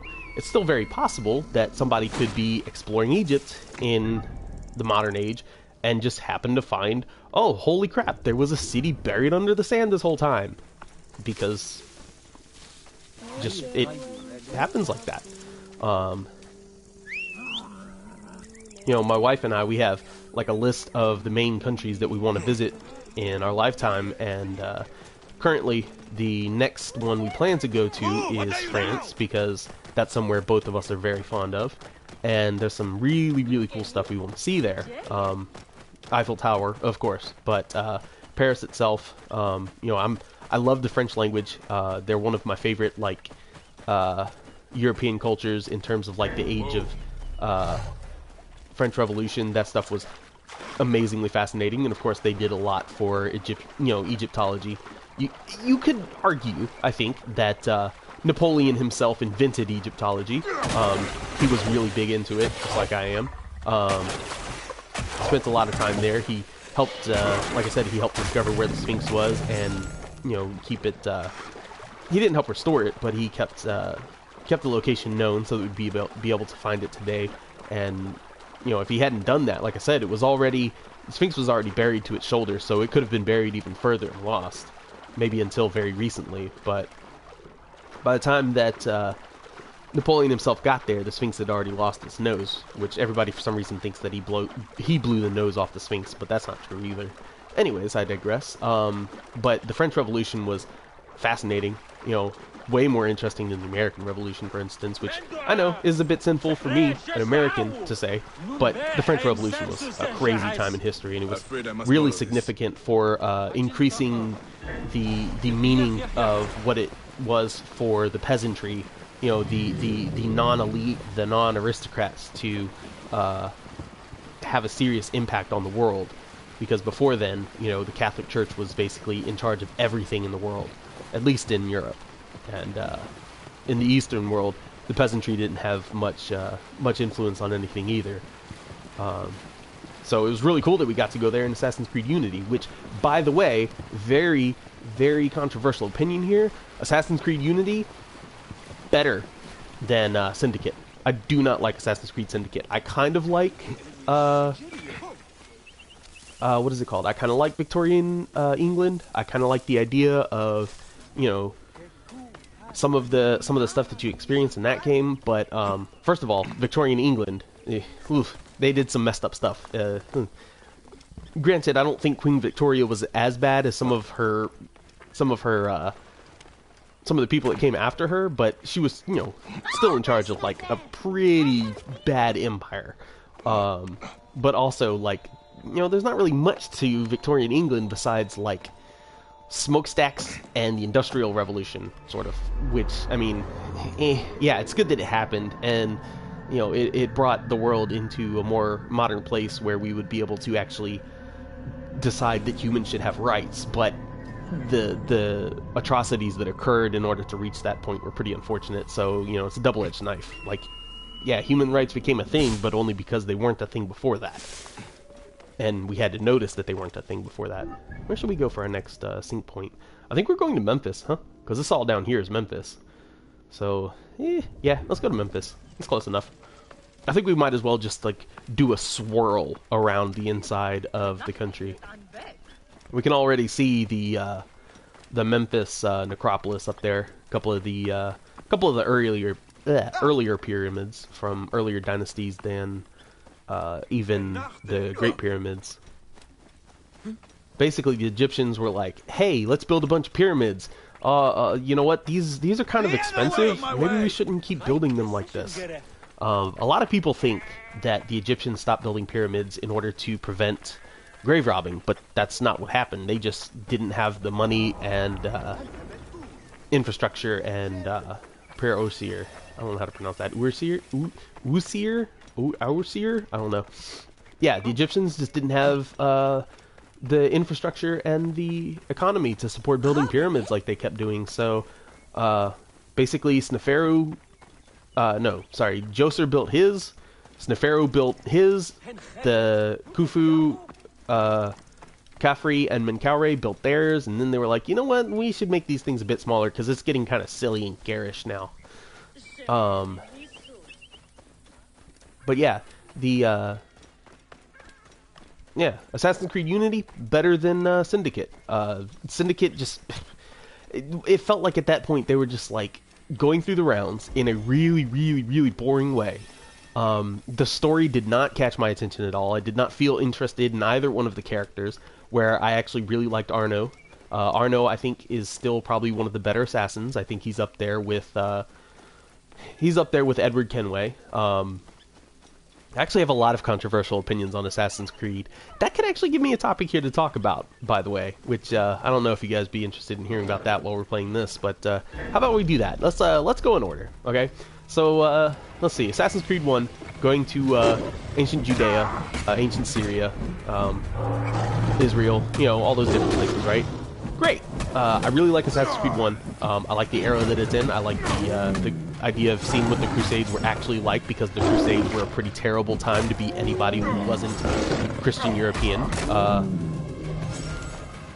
Having the experience of seeing those ancient cities that, you know, are pretty familiar to Westerners. You know, we've all heard of Jerusalem. We've all heard of Damascus, Acre, maybe not as familiar to most of us, but if you've heard of these places in these times, now granted, they weren't the same Jerusalem or the same Damascus that Jesus knew in the Bible or nothing like that. Like, you know, that's a different topic for a different day, but it is that city and it's in that location, and the Crusades were a really important time in history, and definitely one of the most important times for, you know, judging what humanity is capable of doing to each other, because that was the first time that we were like, let's have a war over religion. And it was a bad idea, and it teaches you a lot. But the locations that you see in that game, you know, really beautiful world. Very unique compared to most of what we've seen in the Assassin's Creed series, because as most people know, after that was Assassin's Creed 2. And another controversial opinion, I don't like Assassin's Creed 2. It is beautiful. I've completed Assassin's Creed 1 multiple times, probably 3 or 4 times.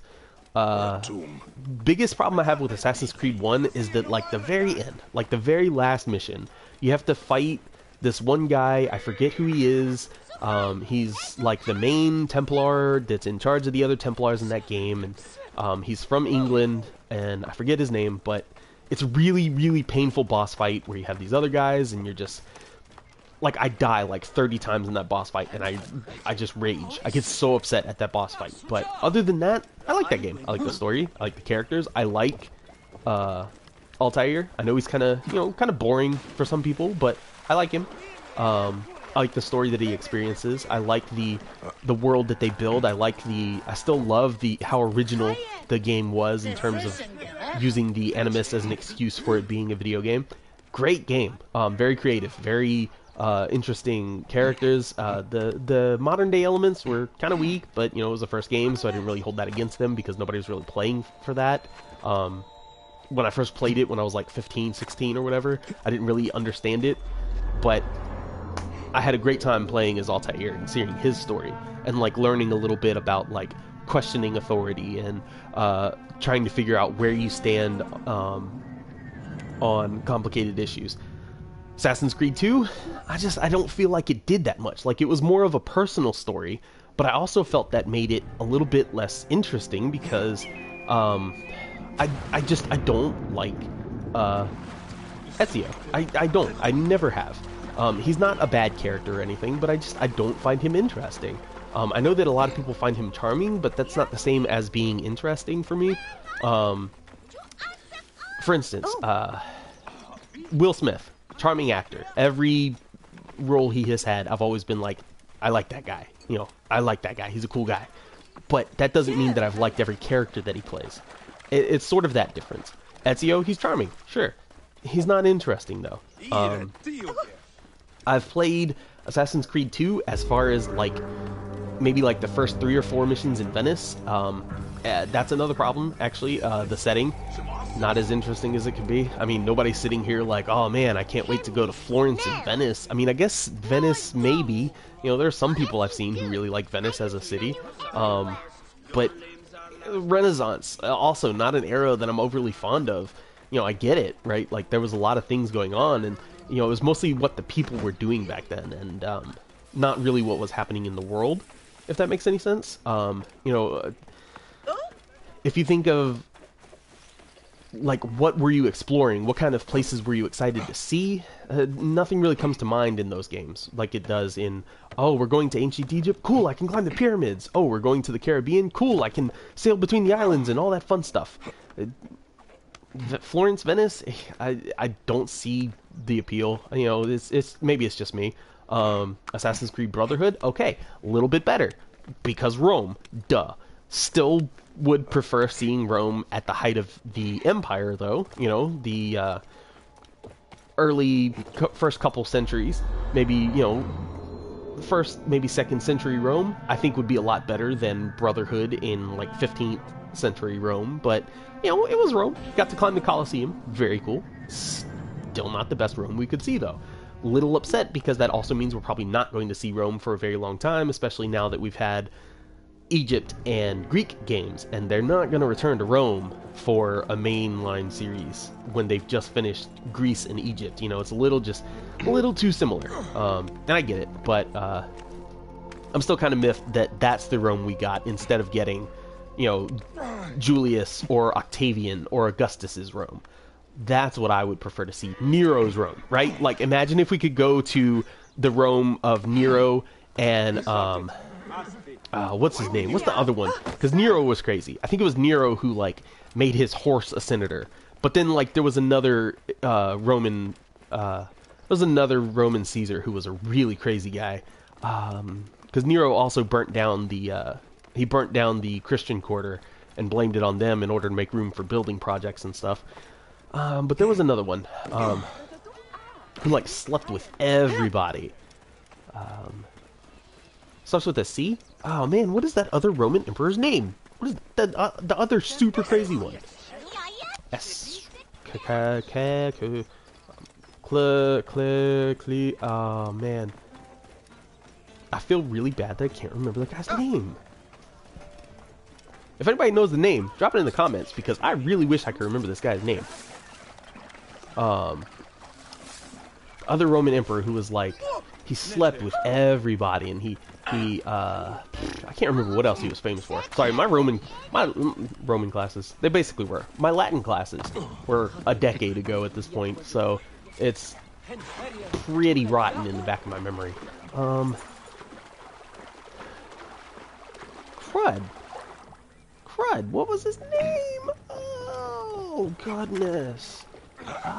Anybody know his name? Anybody know the crazy Roman emperor that wasn't Nero? Headed to Thebes? Octavian, Augustus, Trajan.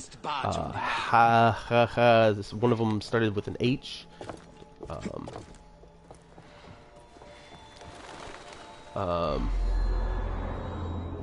of them started with the H. I can't remember him, but he wasn't the crazy one. Anyways, there was this other, it wasn't Claudius. There was this other Roman emperor who was super crazy. But, you know, they were the ones who basically made the classical Roman Empire fall apart and led to the establishment of the Christian Roman Empire, because one of the Roman emperors was like, oh, Christians, they're starting to really gain some power, and they have a lot of influence. We should probably all just be Christians. And they established what would become the Roman Catholic Church, all that kind of stuff. So that would be that would be a lot more interesting to me in terms of ancient Rome to see than, you know, let's go this way so we can go to our next region. Now we've done Memphis. That would be a lot more interesting to see for me for Rome. So Assassin's Creed Brotherhood, you know, like, cool, Rome. Can we see it in its heyday, maybe?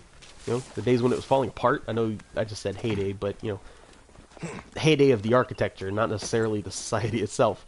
Because really, that's the biggest thing with Assassin's Creed games for me, is the world. I want to see the world. I want to see reconstructions of ancient places that I'm never going to see in their full glory. I want to see that when I'm playing the game, which is why this one is so cool. So then you have Constantinople, Istanbul, whatever you want to call it, in Assassin's Creed Revelations. That one, I didn't hardly play at all. That's actually the first one where I didn't, like... We should be in the next region, right? Can we see the next synchronization point? Are there even any synchronization points here? No? Okay, I guess we're going to Saqqara, because I know there are some in Saqqara. Not to be confused with the planet from the Marvel Cinematic Universe. Okay, maybe now that the region name has appeared, I can see. And there's one synchronization point. Very far away. We'll go to it. I don't know what this is going to be, though. What is this? What is this? What is this synchro point? I don't know. Let's get on our camel and find out. Okay, so, Assassin's Creed Revelations, Constantinople, Istanbul, Hagia Sophia. That's about the most interesting thing I remember. It was like one of the biggest Islamic mosques in the world. Yeah, that's cool. I was at least familiar with it.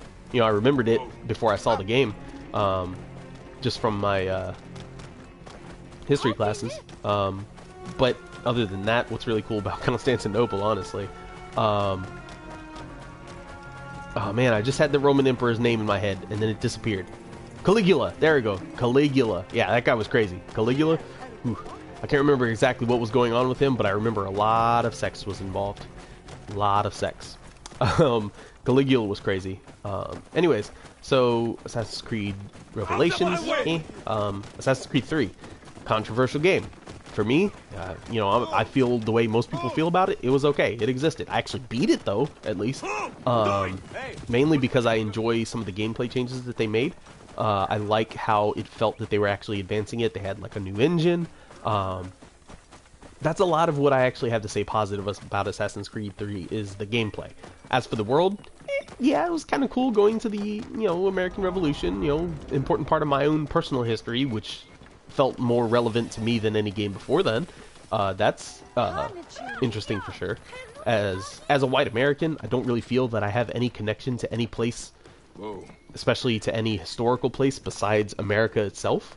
So it was cool to see, like, that kind of thing in a game. Maybe as cool as it would be for, like, really? I can't. Stupid statues.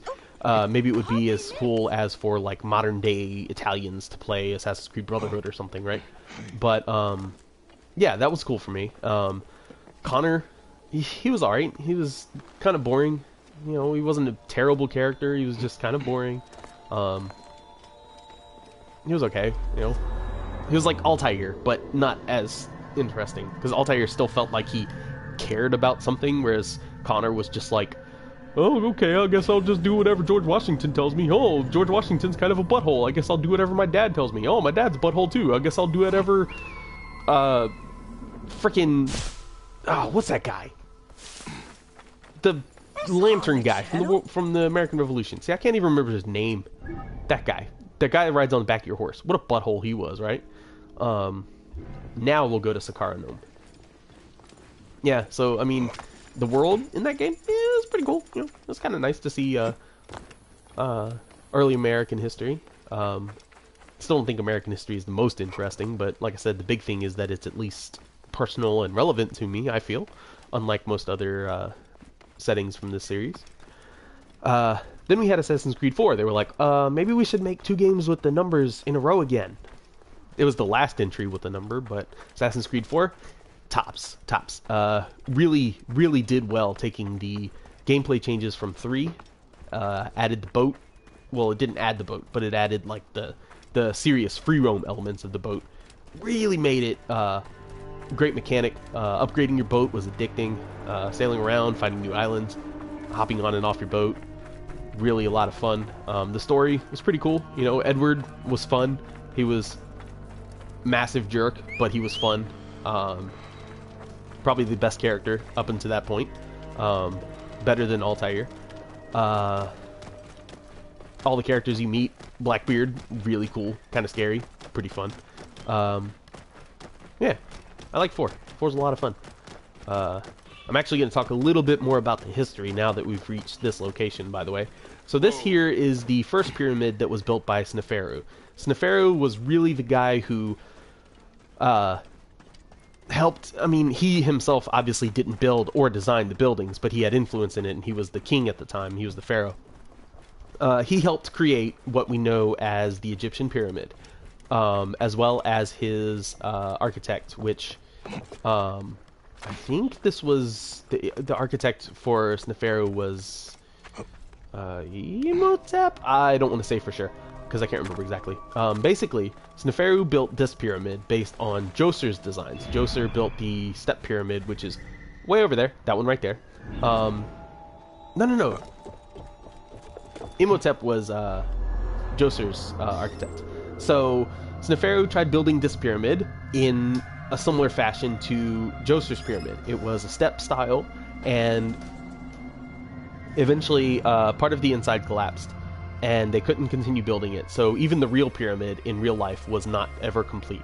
So Sneferu, being a pharaoh and being self-absorbed and thinking that he was born from a god and all that blah blah blah stuff, right? He was like, no, this is not okay. I need a better pyramid. I need a serious pyramid to hide my body in when I die. So they abandoned this one and they started building again. So this pyramid directly in front of me, the step pyramid, sorry, not the step pyramid, the bent pyramid of Sneferu was the first smooth-sided pyramid. So before then, we had all the pyramids were stepped like this, where it was like one building and then a building on top of it. That's technically how they invented the pyramid. Imhotep, the architect for Djoser, was like, hey, we have these buildings with slanted sides called mastabas. It's one level, it's got slanted sides, and it's flat on top. What if we put another of those on top of the building that's already built? And that became the second step of the pyramid. And he was like, oh, why don't we just keep putting more steps? That's how the pyramid was invented. So Sneferu was like, well, why don't we put smooth limestone on the outside so that it would be, smooth, look a little bit more impressive, be smooth. And they did that. Unfortunately, though, as you can pretty much tell, when they were building it, the inside of the pyramid itself collapsed. And that's not good, because they were not able to continue building it at the same angle, so they had to change the angle and continue building it. Now, while they did finish it, Sneferu still was not satisfied. He still decided, yeah, I still need a much better pyramid than that even. So they decided to build again, and eventually they created... Really? I'm just out in the middle of the wilds. Are you really gonna... What buttholes? They eventually started to build what we know today as the Red Pyramid. Get off of me. At least he's off his horse.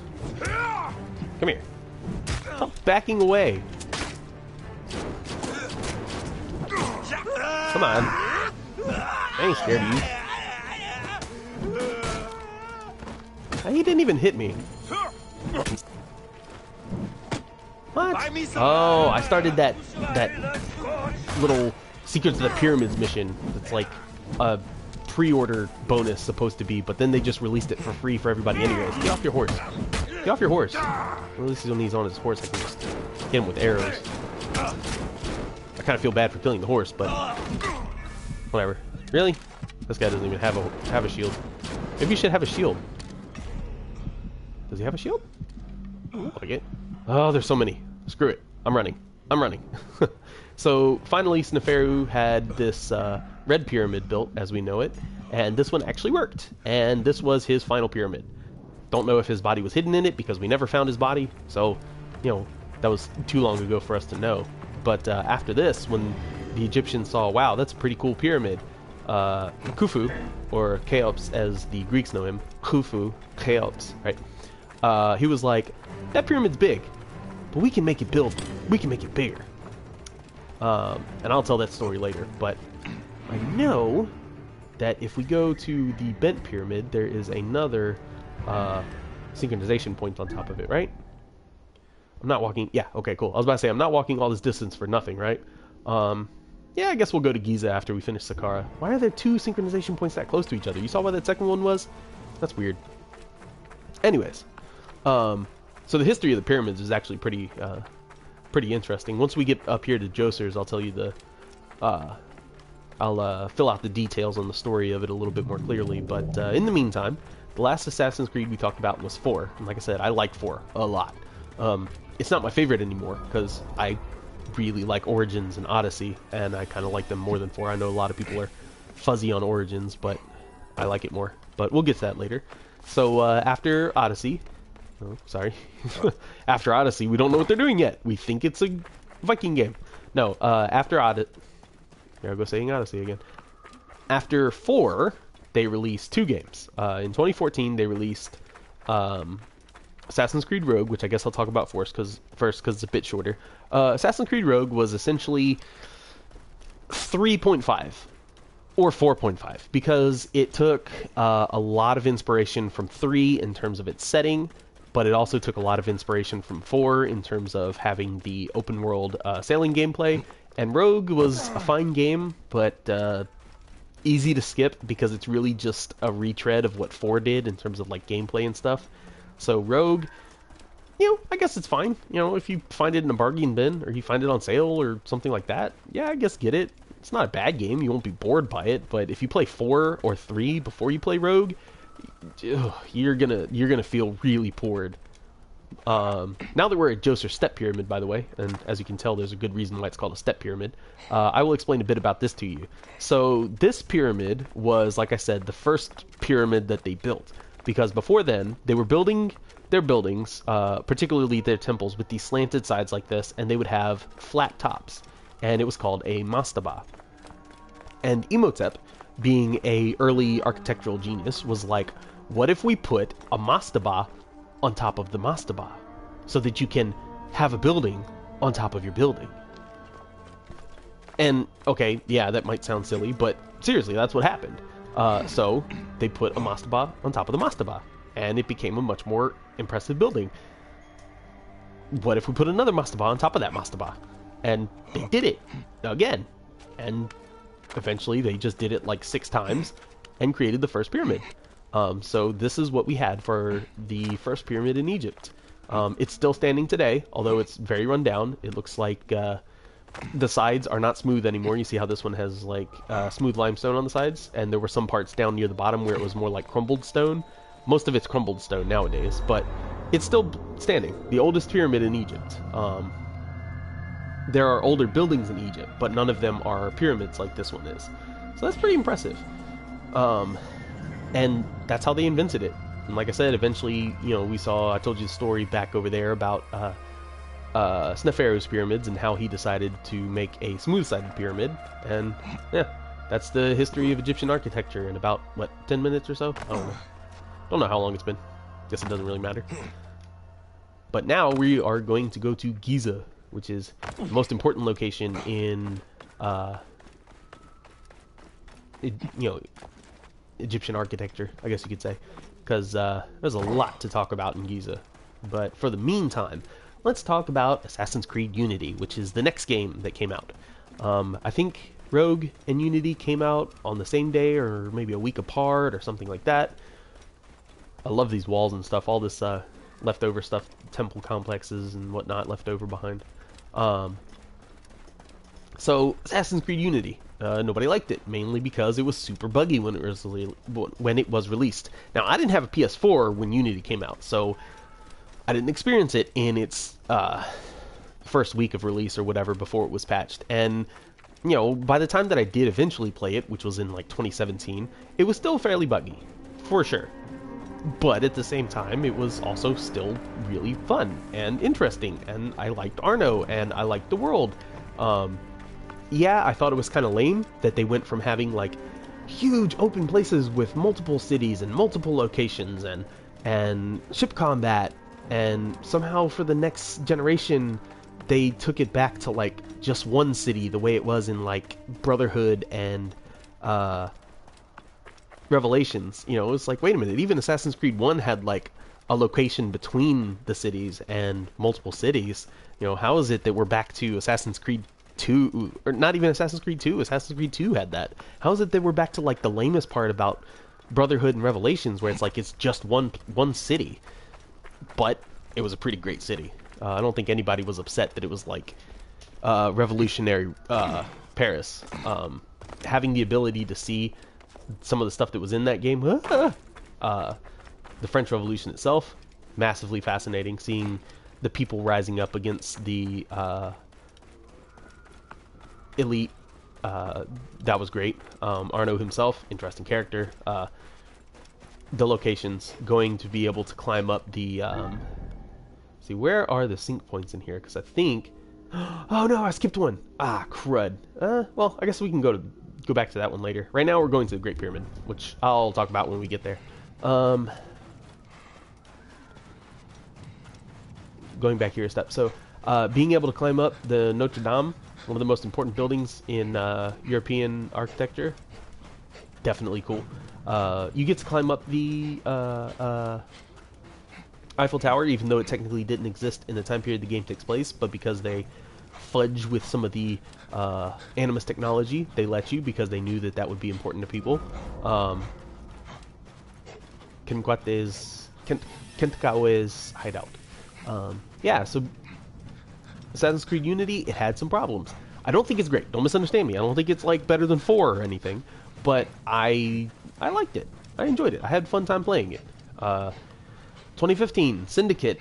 You know, I've already talked a good deal about Syndicate, and I'm not really going to change my opinions on it much. Still, just it was kind of lame. Did basically the exact same thing that Unity did, just made it less buggy. Story was not interesting. The characters were not interesting. The world was not interesting. Like, Big Ben, okay, cool, I guess. Huge, wide open roads. The weird, like, zipline thing. Like, you know, sometimes they go a little bit off the rails with the technology in Assassin's Creed games. But, yeah, was not a fan of Syndicate. So I was really glad when they took a year off to be like, hey, guys, we're gonna chill on the Assassin's Creed games and try to figure out what we're doing here, because even when we made a game that isn't super buggy, people still weren't loving it. They were doing a lot better in the generation before them. And then they came here to Assassin's Creed Origins, which, holy crap, this is still my favorite. I still really like Odyssey, by the way. Great time period, great place. One of the biggest things, though, is that Odyssey, it really feels like a lot of the locations are just far too similar to each other, because everything is just Greek, and I know that there's like different colored flags hanging in the different cities, but like ultimately, is there that much of a difference between Athens and Corinth in that game? I would say no. The only city in Assassin's Creed Odyssey that feels unique to the others is probably Sparta, because it actually has like something different going on, where it's very rocky, it's very mountainous, there's a lot of changes in elevation, where every other city just kind of feels flat, dull, similar architecture, just kind of lame. That's my biggest problem with that game. Whereas Origins, like, the cities do all feel very different. Even the different cities that are inspired by similar architecture, like Cyrenaica and Alexandria, are both more Greco-Roman, but yet they still feel very distinct from each other. Whereas if you go to Memphis and then you go to Crocodilopolis, they feel extremely different from each other.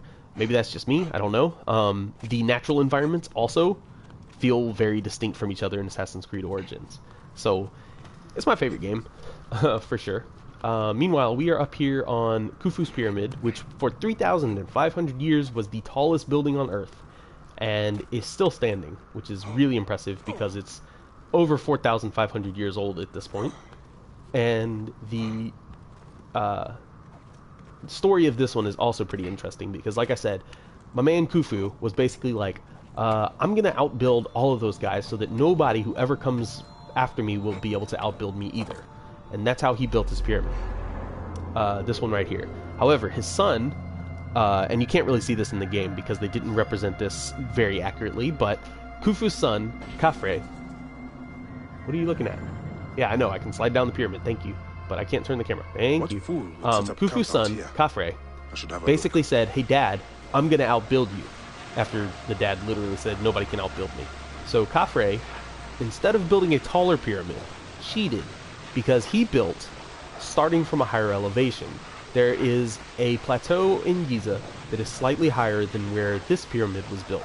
And that was where Khafre's pyramid, that one right there, was built. They built it on top of that platform, that plateau, so that Khafre's pyramid would appear taller from a distance. And it worked, because if you see any pictures of Giza with the pyramids, Khafre's pyramid looks taller than Khufu's because it starts at a higher elevation.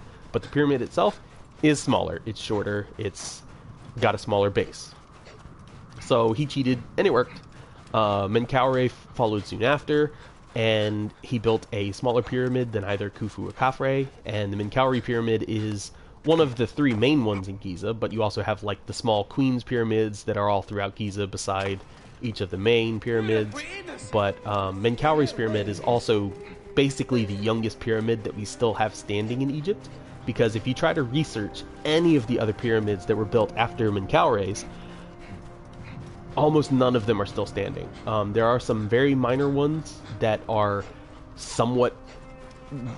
that still somewhat exist in piles of rubble, but for the most part, every pyramid after Menkaure, which is that pyramid right there, every pyramid after that one has been demolished or eroded, which is kind of crazy because we have this period where we basically see here's how they invented the pyramid and here's how they created the greatest ones ever, and after that, nothing.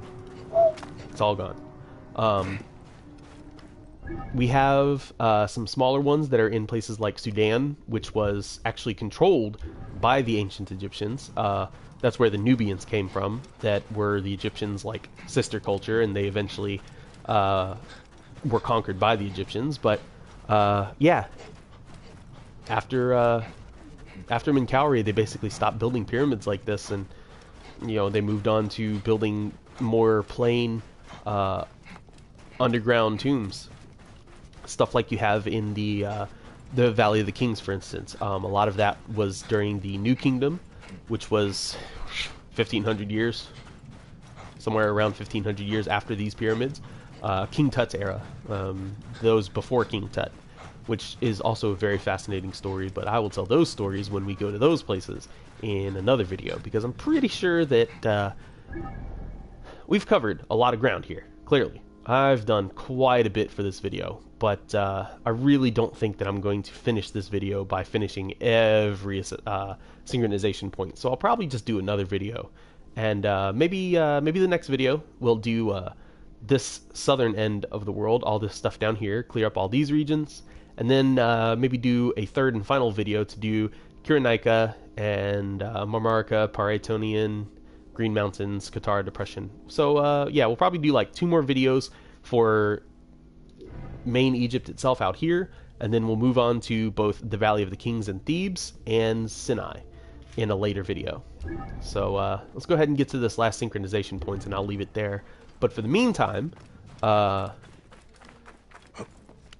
let's talk about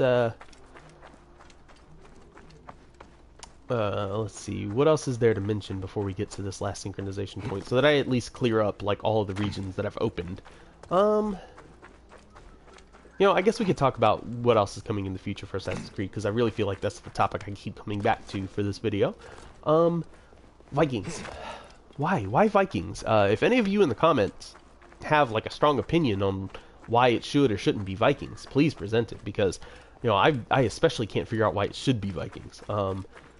Also, like, where are they planning to set it? Are we going to be sailing around Scandinavia? Are we going to be Sweden, Norway, all those countries? I can't even remember which countries are which up in like the northern parts of Europe, because there are like those 2 peninsulas that are on the northern edge of Europe, and I think one of those peninsulas is Sweden, and I think the other one is like Norway, but I can't ever remember. I can't remember where all those northern European countries are at. I know where some of the main like central and southern and eastern European countries are, but or not eastern, western European countries are, but I can't really remember the north and the east side of Europe very well. But yeah, I mean, I guess there'll be plenty of area to sail around, but like, what cities are we going to visit? Are there actually going to be like cities where you can rooftop hop and parkour?